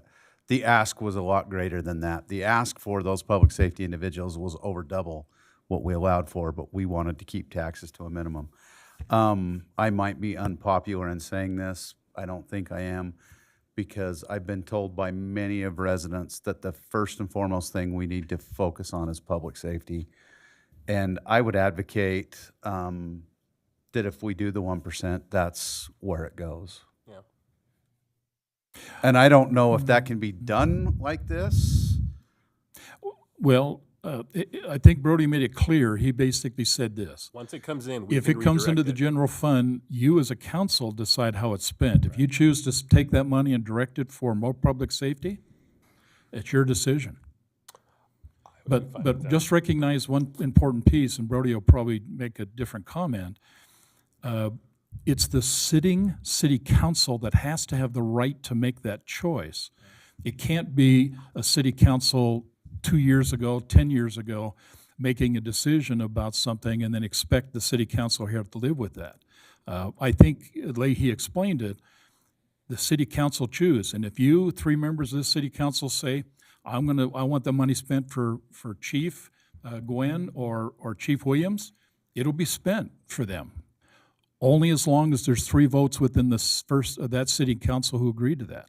Anytime after that, they choose to change it, they'll change it. The only other reason I'd advocate of maybe tabling it is I'd really like to talk of what the city had in mind. I didn't get a chance to talk to city staff about what they had in mind with this, and I don't know if tonight's the night to hammer it out, but if I advocated for it, I would say put it towards public safety. Right. And do we even know do we even know what the upside is if we go through and do this now? Do we have any way to gauge what the 1% would look like based upon our current? Yeah, we can get projections if we want. I mean, it's Mhm. clearly a smaller market Yeah. right now. Right. But it's there for future use. Gotcha. Well, I think tabling, if we have a specific meeting? time, Yeah. to either next meeting or next month, or as long as there's a specific time, I think it's very reasonable, because I think it's an important issue to talk about, but needs a little more fleshing out. Yeah, I think so. Okay, well, then here's what I would recommend. We certainly will ask for a motion to table, but with that, I would ask you then, please direct what you want to know from staff, because at this moment, I think he's answered just about everything you've asked, but there may be some details that you're not wanting to ask in this public meeting. That's certainly okay. But if there are some things, let Brody know what it is so he can get you the answers so you can come prepared. And if at the end of the day, your decision is, I'm not going to approve this, it's gone away, it's okay. But it just need to make sure that we know exactly as staff what it is you want from us so that we can give you all the information you need to make an informed decision. So at this moment, I'm sensing at least the majority of you are willing to table. So having said that, then, do I have a motion then to table ordinance 23-11? So And- moved. And before, I just wanted to make a little discussion. We've had a couple of things that we think would be nice to discuss. I think we could probably have a short work session after a meeting at some point in time, and that gives us that opportunity to, go things back and forth. Yeah, and- because it is tough. City council meetings generally where we discuss this, but then they tend to go long and broad. If we could narrow down a work session to talk about the transit tax and talk about the beautification committee. I think that's very productive. Not that I'm looking for another meeting in the next 60 and a half days, but I would advocate that within the next month, we have a work session to sit down and talk about the things we're tabling. Yeah. And things I'd like to know is the pro forma on it. What does it bring? What do we think collectively it could be used for? Yeah. I mean, today, you're only going to know what it's going to bring today. And can we earmark it like Joe stated? For, So I can answer that. I can answer the pro forma.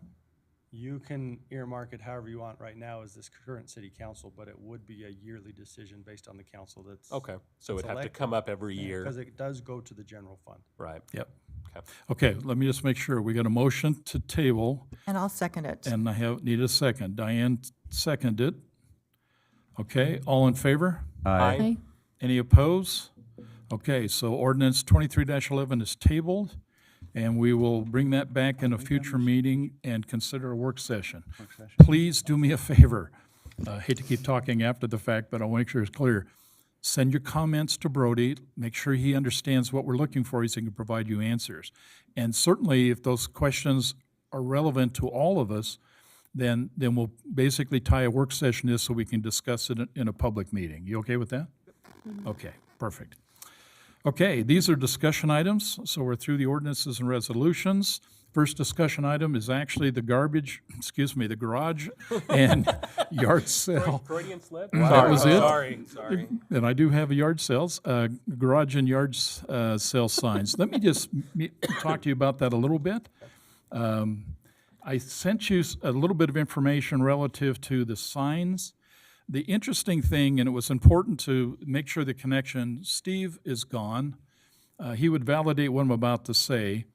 But as you read the packet information, it's very clear that any resident in Roy City can basically have a garage sale, a yard sale. But the only place they can put a sign is on private property. They can't put on any public property, so no fence posts, no telephone posts, no signs, no parkway. And it cannot be on anybody else's private property. So if they want to have a yard sale, the only place they can post that sign is in their front yard. And yet, I would suggest to you that has never happened. I see yard signs, garage sale signs all across the city. And Just walk to the end of my street and see that great big power pole that's got 5 yards of bingo. tape on it. So the issue is, and it really is the issue of what you'd like to do, and this is not a decision, except the decision is, do you want us to move forward? Because this particular issue deals with the sign ordinance, and the law is very clear.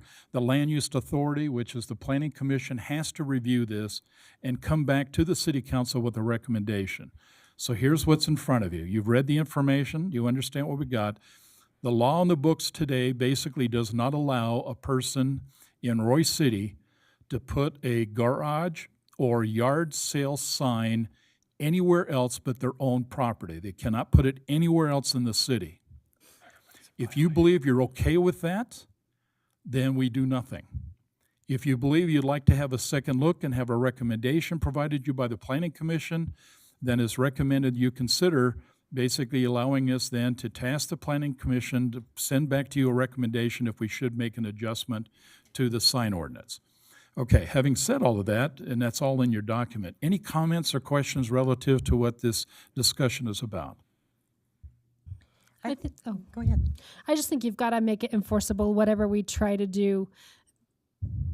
You could keep our code enforcement or whoever's going to be in charge of this busy all day Saturday. And you've got to use their time wisely, but you've got to be able to, I don't know. Well, I think, Sophie, to your point is that this is in my opinion, a code enforcement nightmare. Technically, every yard sign anywhere in the city that's not sitting on the person's residence should be picked up and removed. Well, yeah, because technically you're either on UP now or whatever power company they are nowadays, Rocky Mountain or, but they're not allowed there. If you put them on a street sign, that's city property. That's right. I can't even put a campaign sign on city property, so. Right. I don't know, but in reality, we're all criminals then, because I can't say that I haven't put a yard sale sign on a power pole. I think we want to allow people to live life and not over-regulate. And this seems to be an important part of life. I mean, some people, this is what they do as their weekend entertainment. And how would they find their location if they only had it, you know? I mean, I do think it needs to be reevaluated because I don't think we need to have. And I'm all for allowing yard sales, and I don't necessarily want to corral how many they can have. There are a couple of properties in Roy that's all it is. The house is there to conduct a yard sale 7 days a week, 365 days a year. And it doesn't, I'm all for property owners' rights, but when the person next, and it's not my house, so, but if the person next to me is gonna have a perpetual yard sale, go buy a piece of property and start. Retail establishment. When is it, A and, second. you know, I was just, you know, wondering about that. So at some point in time, it crosses over into business. And is that all by ordinance, or are there some overlying principles that say, okay, you've now gone from a yard sale into a business, you know, Matt Wilson, I don't know if there is something you could give us, or is that all a Roy City ordinance that defines that? That's a good question that I don't have an answer to. Because yeah, I was just wondering if there are already ordinances that say, yeah, you can't have it every day, well, then that kind of covers that. Yeah, I mean, our ordinance could define what a garage sale is. I think we probably ought to pitch it back to the planning commission to vet through it and come to us Yeah. with a recommendation. Or at the very least, remove the restriction that says they can only post a yard sale sign in their own yard the day of the yard sale, because that just seems silly, because the intent and purpose is.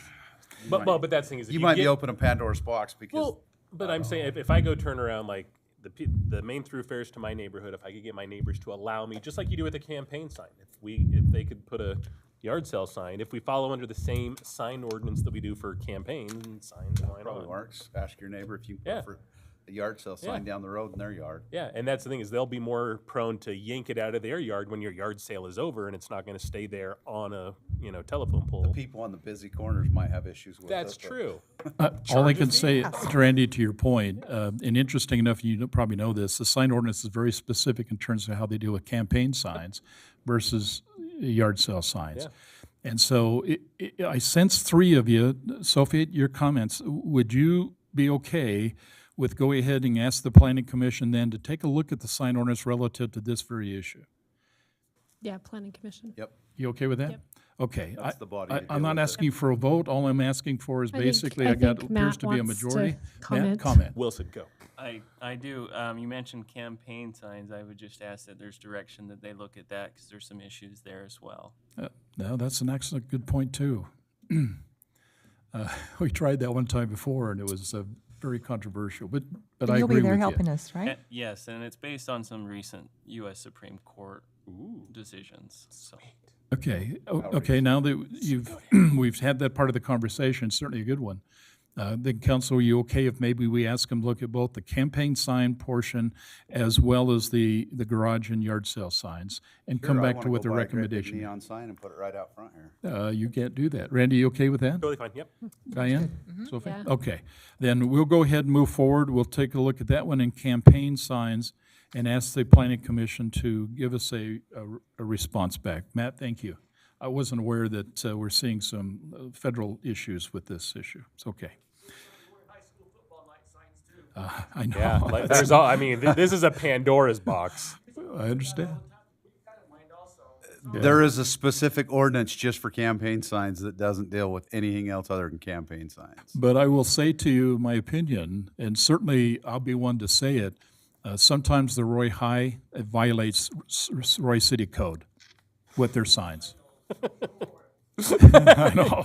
That's right. Hard for me to go up there and say, you can't, and you can, okay? When we, but your point's well taken. Yeah, because the We got Girl some Scouts issues. have had an issue about it too, Well- where they can and can't put signs. So. It's all in the ordinance. It's all about the ordinance. So let's get some feedback. Okay, thank you. Let's go ahead and, Mark, you're going to talk to us about the update on the park bathroom security. Yeah. Let's get into something interesting. That's why everybody was really here. Not sure. if Toilets this is and really damage. interesting. So I'm going to split this up into two parts, because the second part is in support of the first and not necessarily a requirement. So the first part, just going to go over, we got the bids back for the discussion we had for adding wireless infrastructure. Would you put your microphone a little closer, please? Thank you. Is that better? Much. Smart sensors, adding an additional camera, and adding maintenance to the cameras that are already existing. And we got the bids back on that, and it came back at $29,000. I know that seems a little bit high, but we need to understand that the big portion of that, about $21,000, is to add a wireless internet infrastructure to Emma Russell, but as well as it builds the backbone for adding the wireless internet to other facilities throughout the city. All the parks, it can go to other buildings like the complex, fire stations, anything that we deem necessary. So the second part, the committee discussed adding a couple flock cameras in the area on 4300. One would be located at 6,000 and 4300, and the other one would be at 5500 and 4300. So the two main corners coming in. That would allow us to see some of the vehicles that are entering that area. And that cost came to about $7,300. $1,300 of that is a one-time fee, and there's about $6,000 of a reoccurring annual fee on that. So it was recommended by the committee that we should add $37,000 into the next budget amendment. Okay, any comments or questions relative to what Mark's point? Can we use the transit tax for that? I was on the committee, so I support it. Yeah. Okay. I think maybe if I can, for clarification, Ross, you might have the answer. Michelle, you might. We've had some serious damage occurring to our restrooms, and it's happened over and over again. What kind of estimated cost are we experiencing when we have to go back and fix, the damage? Just a ballpark. Well, I can remember The last I heard last was year was like 14,000 Yeah, or something was like like that. 13, 14,000, and that's what caused us to shut him down last season. And that hasn't even taken into consideration Emma Russell needs a new roof and all the soffit, fascia, and rain gutter replaced because they beat the schnoz out of that building. Yeah. I'll jump in real quick. And Yeah, good. Excuse me, Michelle, because I dealt with this in Parks and Rec before Michelle got here. That 14,000 covered estimated about 40 to 50% of the damages. Okay. And that's when we stopped. So there's still outstanding damage. 50% of outstanding damages Wow. that we haven't got to because we closed them, not to mention some new things. So Okay. Council, I thought that was important we make that understanding clear, because what Mark has shared with us is an interesting price tag. And, but the issue really comes down to is that if we do nothing, then we could possibly see another $20,000 or $25,000 bill every time somebody gets on TikTok or wherever they're getting their source, and they just decide to destroy one of our restrooms again. And I will tell you, it's expensive, and I don't know how to tell the public personally, we're sorry, that the reason why your restroom is not available, and when I said their restroom, it's not my restroom, it's certainly the public's restroom, can't be open because we fear that it's going to be damaged even more or continue the damage. This is a crazy thing, and by the way, it's not just Roy. It happens in other cities. Yeah. So this is a cost to us, and we have to take this out of that general fund every time we have to go in there and fix the damage, because some kids, I assume, basically decide they're just going to, have a new fad. So here's what I need from you. Any other comments before we move from? I just have a few other questions in regards to the $21,000. When we put that system in, that will cover all of our buildings, which will be helpful. Will there be how much continuing expense will there be once that $21,000 is in place? The only continuing expense on that would just be if something goes out, and then we just have to buy the hardware to fix it. There's no maintenance fee on that. Okay. And so that $8,000, that would be from 21 to 29, that's for the cameras and the... That's to add an additional camera, the smart sensors, and the yearly maintenance. That covers, that's 4 cleanings a month, so they come out and they'll clean the cameras, and they'll make sure that they're working. 4 cleanings a year, sorry. Yeah, once a quarter, once a quarter, sorry. They'll come out, clean the cameras, make sure they're working and that, and then if we have a service call, they'll come out and fix them. So that's one camera, that adds one camera, but the cleaning and the upkeep is for several cameras? 4 cameras, yes. 4. It's about $100 a camera, so for future reference, other parks, however many cameras we have, we add $100 to it, and that's about what it is. And is that what the $6,000 recurring fee for the other part? That's just... No, that's just for the 2 flock cameras, so those require a yearly maintenance. They come out and they work on those. We don't touch them. They come and install them. They put them in. They manage it. We just have access to them. And if we decide we don't like them, There's then no we, contract we we can lose the cancel. 1,300, but we don't have to keep paying the 6,000, or yes. we change to another company, we pay our extra 1,300, I mean, and then you just pay whatever that is. Yes. So it's kind of a rental continual fee. Let me ask a question. Mark, is there any electric locks involved in this discussion?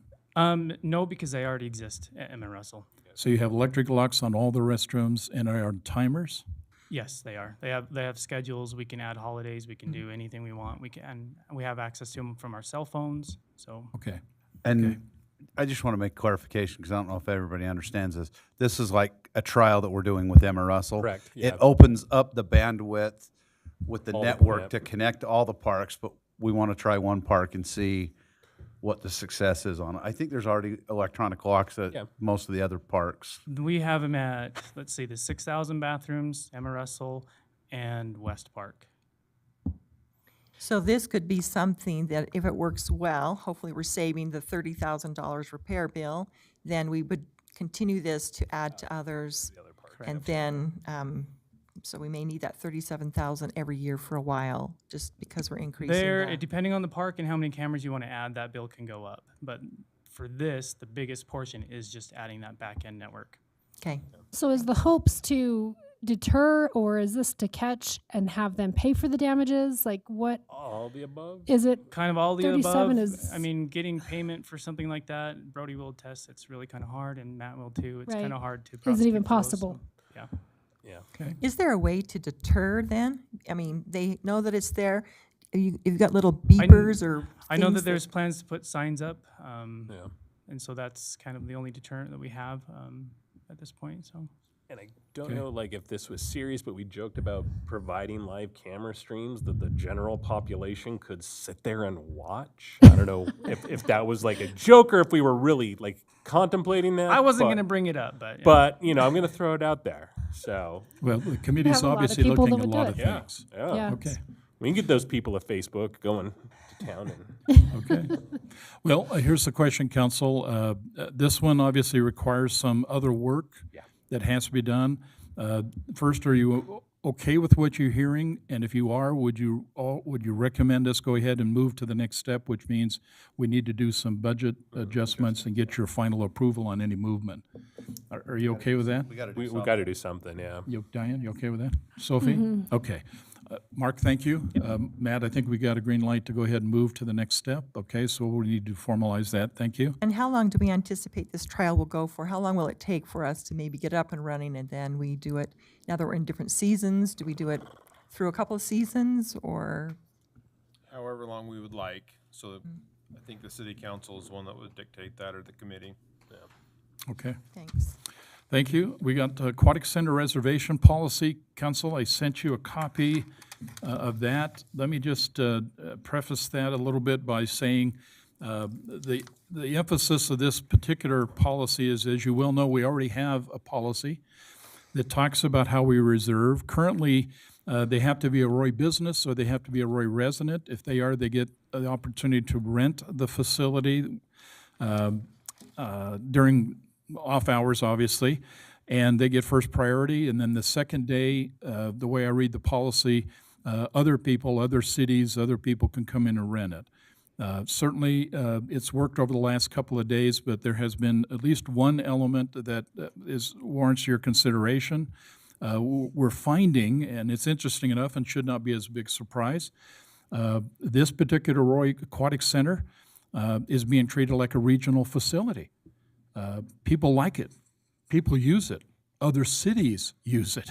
Then they need to pay for it. And they need to pay for it. The only thing that was an issue that surfaced, and certainly is maybe something we'd like you to consider, is if a city has a big event, much like our Roy Days event, it would not be a surprise, certainly happened in West Haven this last time, that their big event was kind of predicated on them renting our facility. But because they didn't move quick enough, maybe it's because they basically didn't get to it except the second day, they posted, they told the world about it, but they didn't get it. And there's nothing we can do about that. The night they needed it was in fact already rented. They were a little disappointed, needless to say. Some of the residents suggested is maybe we need to build our own. and just have our own aquatic center.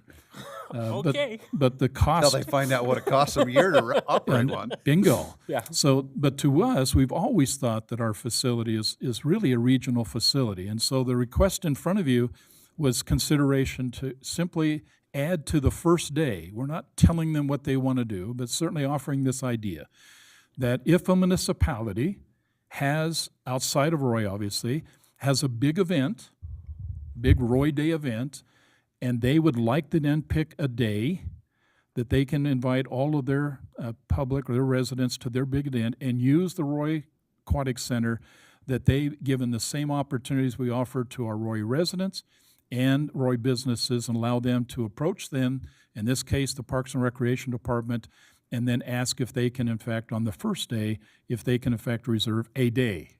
Not a week, not 5 or 6 days, but a day for their big event. And that really is the heart of this. Everything else outside the municipality, those municipality organizations, it's the second day. If they want to come in, they work it in terms of what's available on the second day. That's the heart of the recommendation in front of you. Any comments or questions relative to what's being proposed or what's being thought of I'm here? okay with that, but it needs to come at a fee. Right. No, as I say, I mean, if we are wanting our governments to be more run like businesses, if I want to jump the line at Disney World, I pay a fee. So if they want to jump the line and get priority booking, then let's charge a premium. I thought $1,500 now. I think, and I apologize for not having this answer. Michelle, put you on the spot. You may know. I think anybody outside of Roy City actually pays a higher fee. No, they do, but I'm saying 1,500 broadly. versus, I think, 12. Let's open it up a day earlier than everybody else, and if you want a particular day ahead of anybody else, congratulations, your booking fee just went up. Make it 1,800 or 2,000. Yeah, there was nobody even flinched at the 1,500 increase. Okay. How many cities do we have that do that? Is it just West Haven? West Haven is the one I think that's. West Haven's the only one I'm aware of that has asked specific for their city celebration.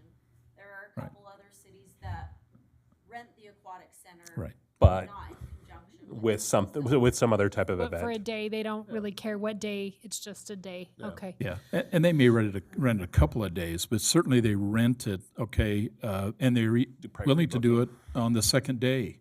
So I just want to clarify what Michelle said. So it's $1,000 for residents and Roy businesses, and it's $1,500 for non. Yes. And if they want preferential, it needs to be $300 to $500 more. Yeah, 100%. Well, you mentioned that it's a regional facility, and so we worked hard to get people to donate to this. And the people that are donating sometimes aren't really even using it as much. And if we've got regional cities that are using it, it might be nice for them to donate funds for that, so they're part of this regional. And so this additional fee might be like part of their donation to keep this facility running, and then maybe it wouldn't be on the first day. If they pay this extra fee and they've got the same criteria that it's for their community event, then maybe they actually have it done before January 1st. It's for your West Haven days or whatever days with this extra fee, then you get it ahead of time. Yeah. And then they can rest assured, and that way they're contributing to this regional. Correct me if I'm wrong, Mayor. I believe on the line of what Diane said, you actually, as we were discussing the complex and the expenses, kind of nudged mayors of other cities that use it, that Use it as they a could regional, yeah. help out. And I don't know that we have had any yet. Well, let me just be clear. The only issue that's on the table is really the aquatic center. Right, not the Certainly, the complex, complex could very well include it, and I can't speak in terms of whether the complex is rented by other cities, but certainly the aquatic center is. Riverdale makes a point to rent that facility for their residents. West Haven also makes a point they want to, or they have in the past, and they want to rent the aquatic center.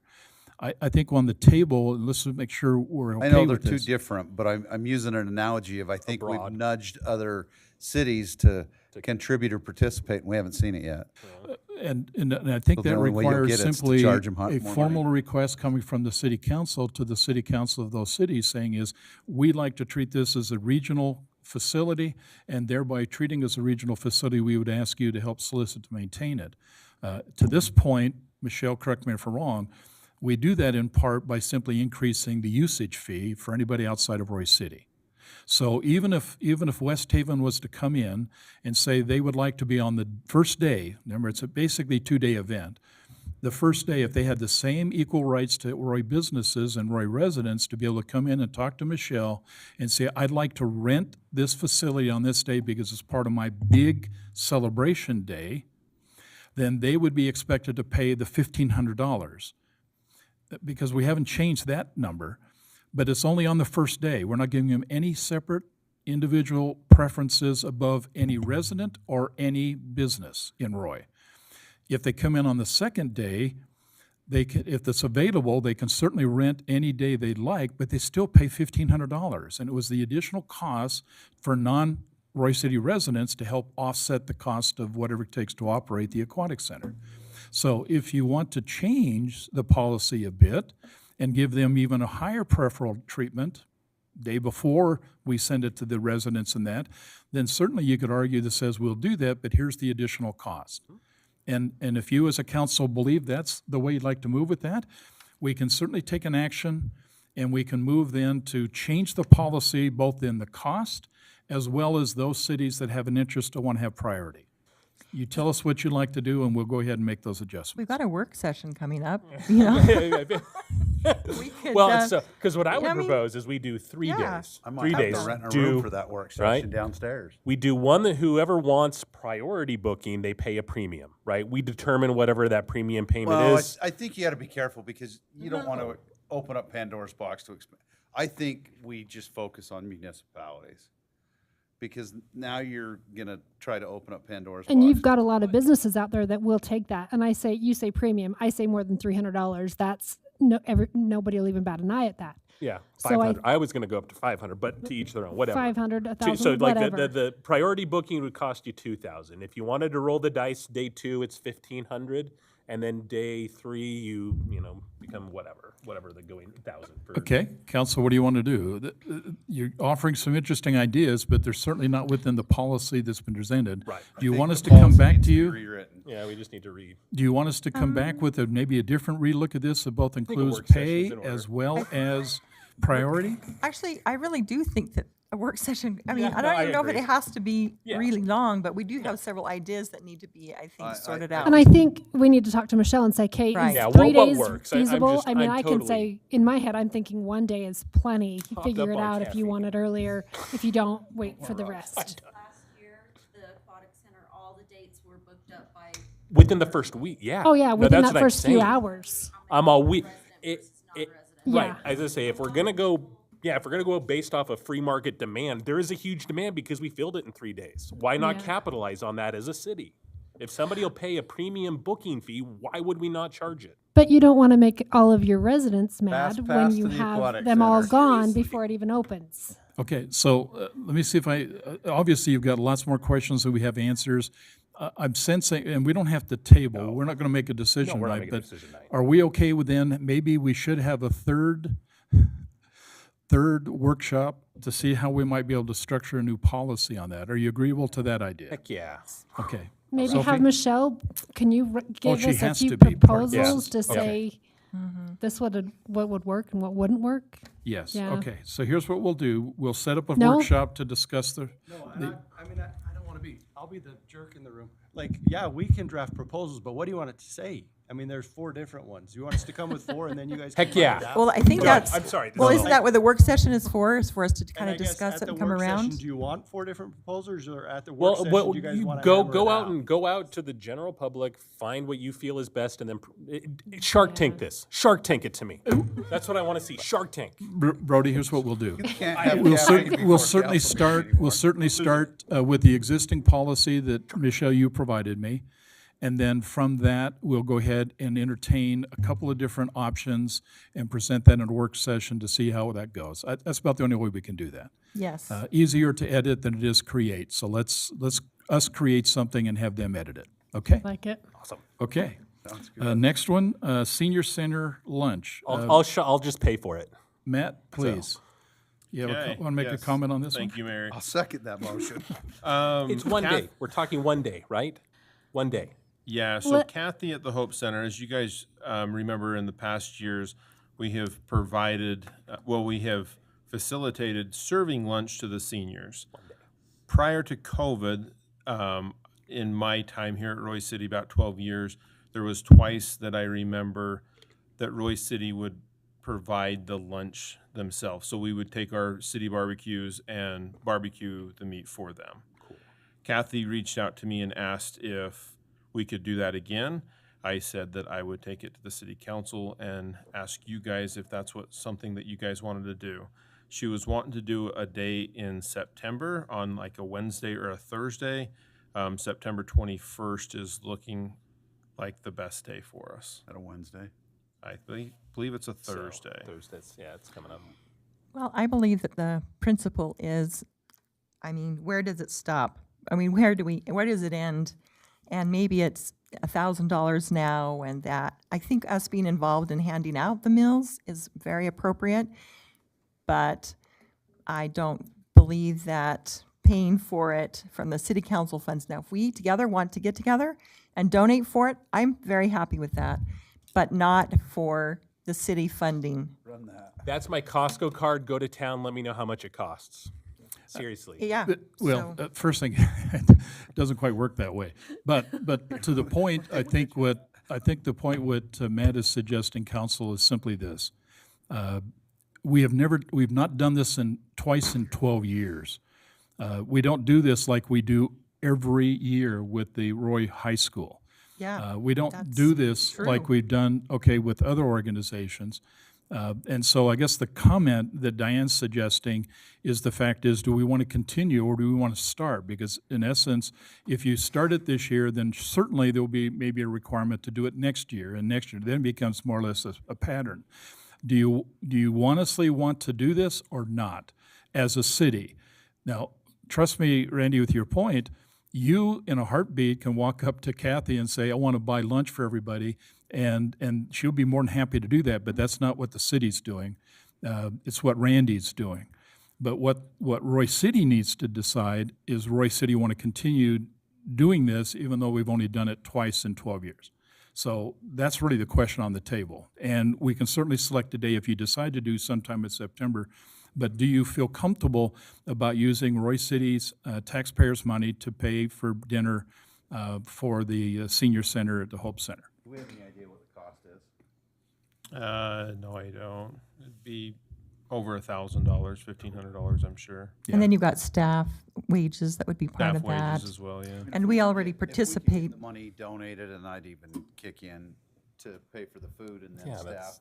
cooking like I and said, serving. that's what I'm saying. I'll pay for the food. I don't care. I'll So pay she for that. mentioned barbecue I'm- chicken, rolls, the brownies, drinks, is what she mentioned. So the typical, like we've done stuff like that for Roy High before on the big barbecues. I'm just not sure the staff should be involved. We should be paying the staff to do this because I think it just, it just opens it up to continue. We're already doing things that we probably shouldn't be doing really in reality. And I don't know where you stop that, but I think we've got to stop it somewhere now, even though I love them. I love the seniors. I'm probably, I'm sure I will join their ranks soon, but I just, volunteering is great. We can get together and donate, but I think it should be separate. Other comments, From the council? Now, this is only a decision move forward, so it's not a vote. But what we need to do is, what Matt is asking would be is, do you want us to go ahead and put in motion an ability to feed the Hope Center seniors that attend there sometime in September using Roy City funds? I say no. Sophie, you have a thought on that? Well, I think when you look at what we're feeding or how many, like I've seen how much it takes for all the oil and the staff to come in and do all the deep fried, and it's delicious. Don't get me wrong, it's absolutely delicious. Is there easier ways to bring in sandwiches versus that? Yeah, like the full Like- catered aspect. Yeah. Yeah, Well, the I barbecue mean, chicken, I don't think they're talking deep fried, breaded chicken. Yeah, they're talking barbecue on the grill, I believe. okay, are we talking like Kent's Market, or are we talking you know, Yeah, getting the Sophie. chicken from Ken's. And certainly Yeah. it's nice to be Smoking. less, but it's a principle. I think it's the principle, Mm-hmm. where to. Yeah, and I should indicate to you, at least 3, maybe 4 times a year, we go into the senior center and we actually put volunteers in there. Certainly the fire department, I've been there many times with the fire department. We go in, we serve the food. The food is already there. We just use our human resources to go ahead and distribute it. And it's been very effective. It's a great communicator, but Roy City does not pay for that food. What we do is the food is already bought by the county, and it is provided to those residents, and we simply serve it to them. Okay. Any other ideas before I ask you to tell me what, I think I got Diane's. I'll still wait for Sophie's, Can- Randy's, and Joe's. Okay, can we get something, I mean, can we discuss more of a donation setting, like having local grocery stores donate the drinks, donate, because then it becomes, or is that not feasible? I don't know. We can somebody certainly to ask spearhead them, it. but I mean, that's gonna be on that's not a them. bad idea. Yeah, we can certainly ask if they would Kathy. like to donate. Maybe Kathy could check into Or that. maybe Kathy could check into that. Yeah, and I think maybe that's the point that I think Sophie's bringing. The issue is that both Kathy as well as her staff are all paid by the county. Roy City pays for all the services here. Could they go to Kent's or any of those stores and ask for a donation to feed? Certainly, and they could do it all by themselves without our involvement.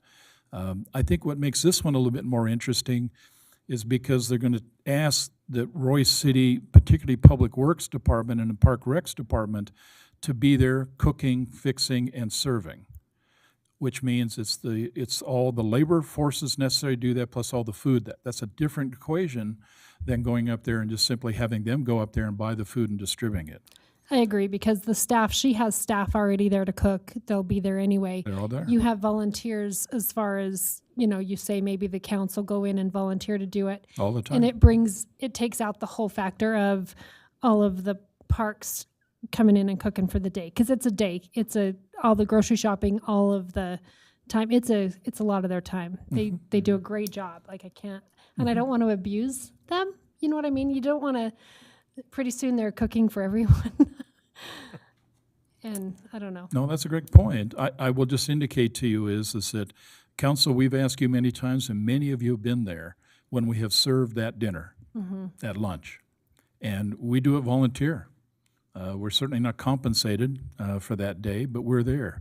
When the fire department comes over, they come over, they're on alert. There's been many times in those servings, they get a call, and they're running to the vehicle to basically get out of there to do their job.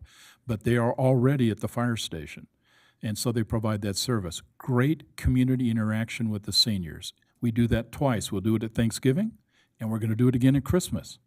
Well, let's incorporate that into this one then. Of course, that's a day I'm not in town, but I would do it if I was here. Okay, so give Matt some direction what you'd like to do. It's do you want us to continue, or excuse me, do you want us to establish this, or do you not? I do not believe there's not going to be an occasion where we're going to be asked to help serve Thanksgiving, Christmas, I mean, the variety of things that we do all the time. That will not change. This one is unique because they're asking us, we prepare all the food. Purchase it, prepare it, serve it. That's different than what we normally do. Okay, fine. What would you like to do? Diane's position would be is probably Workshop it. It's just. You won't have the workshop by the time this is going to happen. Tell me what you'd like to do so we can move forward. Well, given the current constraint, if they were legit looking like the 21st of this month. I was just looking at our schedule. But they would just forfeit the food that they get provided to them from Weber County Human Services. But I believe that's where it comes from. But They already have the so it would just be them canceling out that meal and having us provide it. That's correct. So they already have the food. So It's they not already their have the they already have the food. So if we're just looking to go reserve like we do Thanksgiving, or I could also talk to Kathy about that. But it's on a Wednesday. She just said Wednesday, Thursday. Thursday works best for them. Okay. 20th or 21st. Are we ready to make a decision? Okay, let me help you. My comment to you would be if in absence of not being able to make a decision on it, my recommendation is don't do it. And then we can certainly take it up next year to see if in fact it's something we want to establish as a pattern. Sounds good. I like that. Yeah. You okay? I Yep. got 3 votes. Okay. Matt, if you want to, maybe you and I can go over and talk to Kathy about it. That'd be okay? Yep. Okay. Council, we're getting close to the end. Tuition reimbursement policy. If you read the policy I sent to you, and this is a policy that's been in place for quite a few years now, the policy as it's written really doesn't do well in terms of talking to senior staff.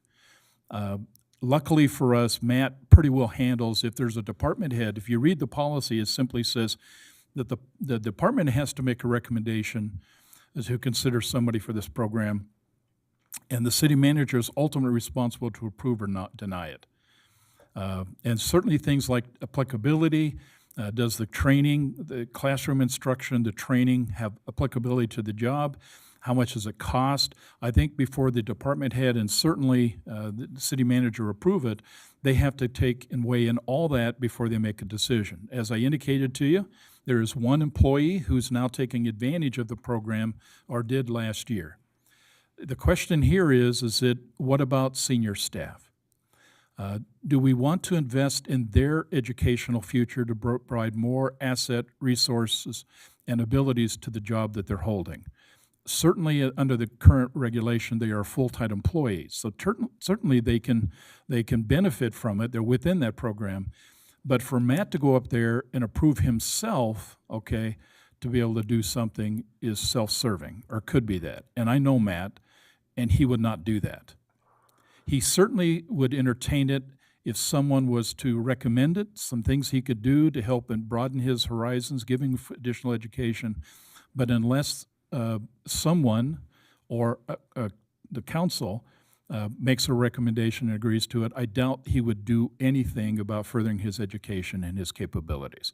So the thing in front of you, the conversation in front of you, would you entertain then either the mayor, I certainly put that in there, or maybe the city council, be the ones who basically would talk to the city manager and suggest is, I think there's some areas in education, some opportunities that may benefit the city in the whole, we'd like you to consider.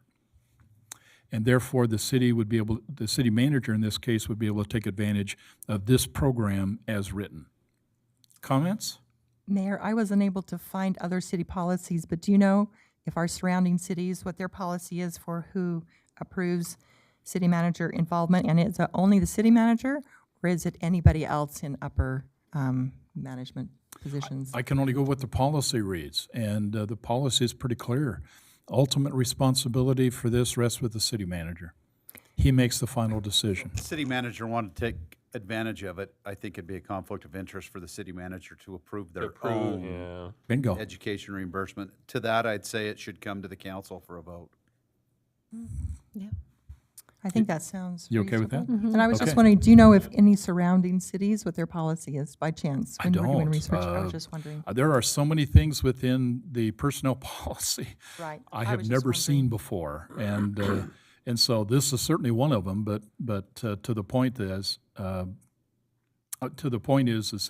he would feel very uncomfortable and think he was self-serving if in fact he approved it for himself. Mm-hmm. But there was an idea on the table that I sense you all pretty well agreed that if there's a plan or a program by which he can further education and become a better city manager, you would be willing to entertain that by vote.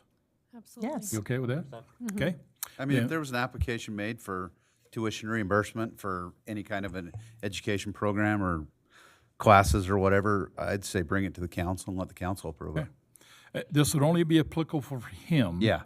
Or And any. it's still the him same or her that's on policy. city council. Still the same policy. Anybody under him, he takes care of. He handles it. anybody under him. Yep. Okay, we got it, thank you. And then we're going to talk, Matt, you're going to talk about the four-way stop sign at 5175 South, 2500 West. Yes, Go ahead. This is just a follow-up from a previous public comment. And so this is basically behind the Roy Cemetery, down back behind the water tower as well, going down that hill. As you've seen in your council packet, Chief Gwen has provided that there has been 3 accidents since 2017 in that area. One was talked about in the previous city council meeting. We did check with our traffic engineers, and they did not conclude that there was enough traffic on that street to support an additional stop sign going north and southbound. However, as an elected body, you guys have the authority to put that stop sign there if you choose to. So I had an opportunity to speak with some people that live there, and one of their biggest concerns is the west side of 2500 is very wide and the east side is very narrow, and there's a lot of foliage, and so if you're coming up the hill, the line of sight is very difficult, and there are a lot of near misses. Now, I had an opportunity to check the manual for uniform traffic control devices, thanks to Ross's leading me to that, and it says, you know, that yield or stop signs should not be used. Anyway, it's got some other information, which was interesting. So it sounds like it doesn't really meet or warrant a stop sign, but maybe there are some concerns, and I was just wondering, is there a way for us to explore that further, to come up with some other options for safety to help them because of the logistics and the features that are there? I can't speak to the near misses. However, in the public comment, it was indicated that the individual coming down the street did make eye contact with the driver. That's what I recall from the conversation. Yeah. And they believed that that driver was going to stop because they were on a skateboard or something like that. So I don't think that before we had on like the 6,000 South, 3,100 West, we were having issues with people maybe not seeing the stop sign. However, in this circumstance, I don't believe that people are unaware of the stop sign being there. So I don't know if that would necessarily help. I don't know if speed is a huge problem down there. We could always look at that with a feedback sign or something like that if we choose to do that, if you guys would like us to do that. But foliage, things like that, we could have code enforcement if there's stuff in the sight triangle or things we could look at. Could that we as maybe well. do that? Because they said that there is a lot of, they do find it seems to be a lot of speed because it's a pretty long area without a stop. And it's a wide road. And a yeah. wide road and foliage. So if we could maybe do a little more investigation there, and not that a stop sign would be warranted, but maybe there would be some other things that could help increase the safety there that we already have in code. Okay. I would think anytime you put a stop sign in a place like that, warranted or not warranted, that there needs to be some other thing with it, like a flashing stop sign. I don't know. There's a bigger discussion for many days about how do you control traffic, how do you slow traffic, calm traffic.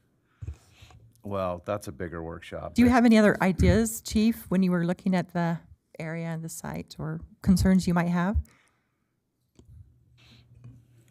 So really, the only concern I had in that area was the downhill slope of the westbound traffic, and that is actually where the stop sign is located. So it's my knowledge, based on these previous accidents, the issue wasn't necessarily even northbound, southbound traffic, right? It was people who were supposed to be stopping at the stop signs and aren't.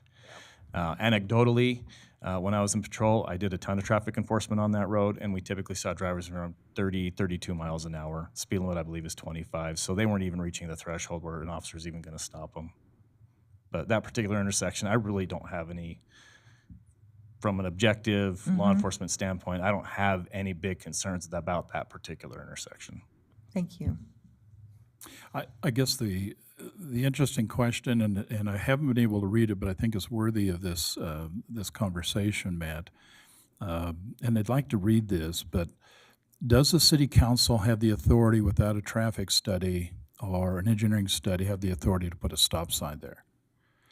And I know that we think we do, but I'm telling you, and Chief, I apologize, but I clearly remember Carl and the previous police chief. He says Roy City Council did not. Needed, his words, he said this, and Joe, it goes back to the calming circle. Okay? I swore that word I'd was never not use going to that come word up in this again. council meeting. It was recommended before we put a calming circle. I have a hard time saying that now. That was such an interesting experience. It was, the council said, put a stop sign there. The council said, do a four-way.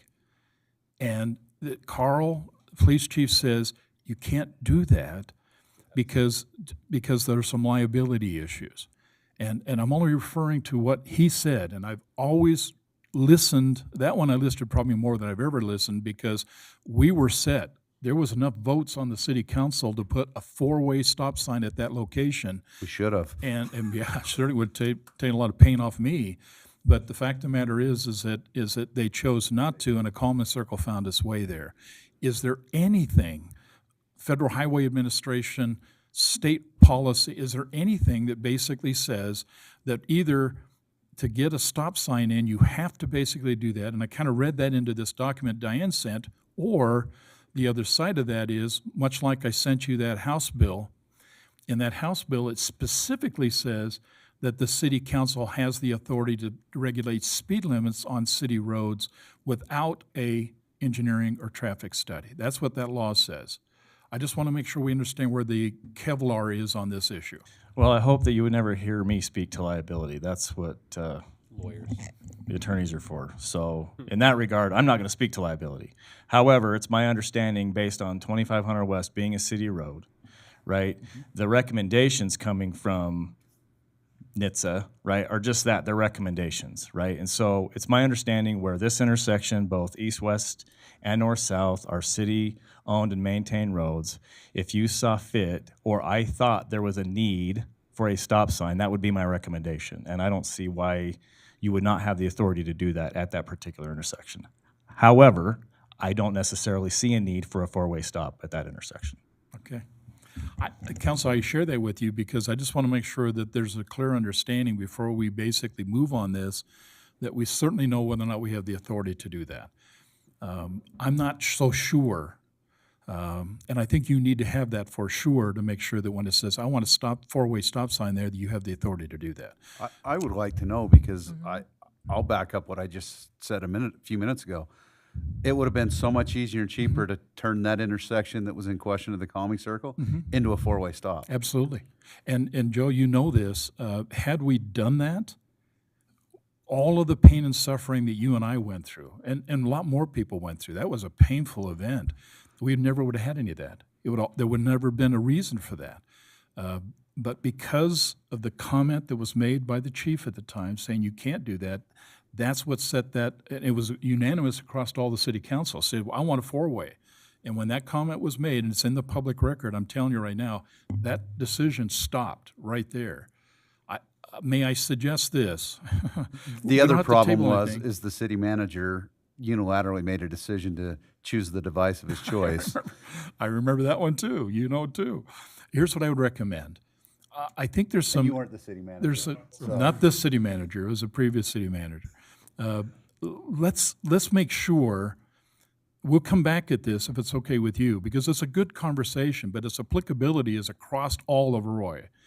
Let's make sure that there is no policy or regulation that's going to govern, that's going to limit you to be able to make that decision and then give you the right to make the decision. Fair enough? I would support that. And if you guys, as a council says, cheaper. I want to put 4 stops on there. Speed humps, you make that decision, circles, Ross can make that happen. But I just concern council that you may not have the authority without an engineering study. I'm just telling you that. And I want to make sure that we have it documented that's okay, if that's okay with you. Sounds good. I'm good Chief, with what that. was the authority you were talking about? NHTSA, or what's that authority that?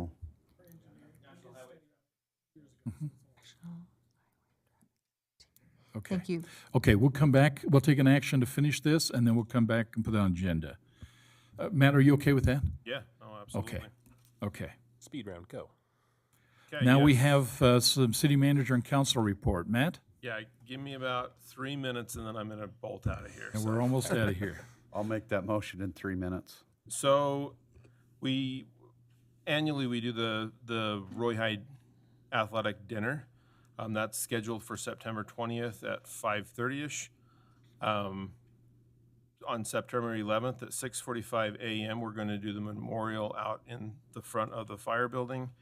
UDOT, within the next couple of days, is going to start the milling process on 1900 West. They're going to start on 6000 South, so watch for that.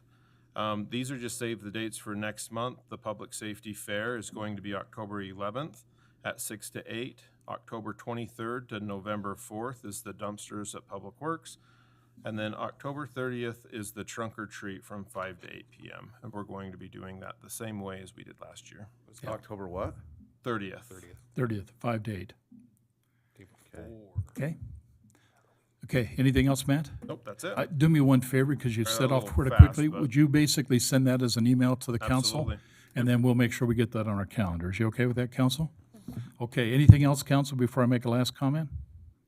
Really quick, on that work group meeting, can we add a little bit of Roy Days? I know there's going to be a debriefing, and I would love to talk as a council a little more. I was in a arts council meeting, and they had brought up a couple things that they would like to see done differently, which hadn't really thought about it, but I think it's a discussion that needs to happen. Can we add a little bit of that to that work group? We've got 3 topics. There's certainly, you can add a 4th. It's just going to be a good work session to talk a number of issues. Just recognize that when we clarify it as a work session, only those things that's in the agenda for that work session can we talk about. But if we add that, we can So do we certainly do talk about it. arts council and Roy Days? Because it would, or does it just can be sum up whatever- that whole thing? We can certainly talk about Roy Days, and then you can interject anything that the Arts Council Okay. into that Yep. conversation. You okay Yes. with that? Mhm. Okay.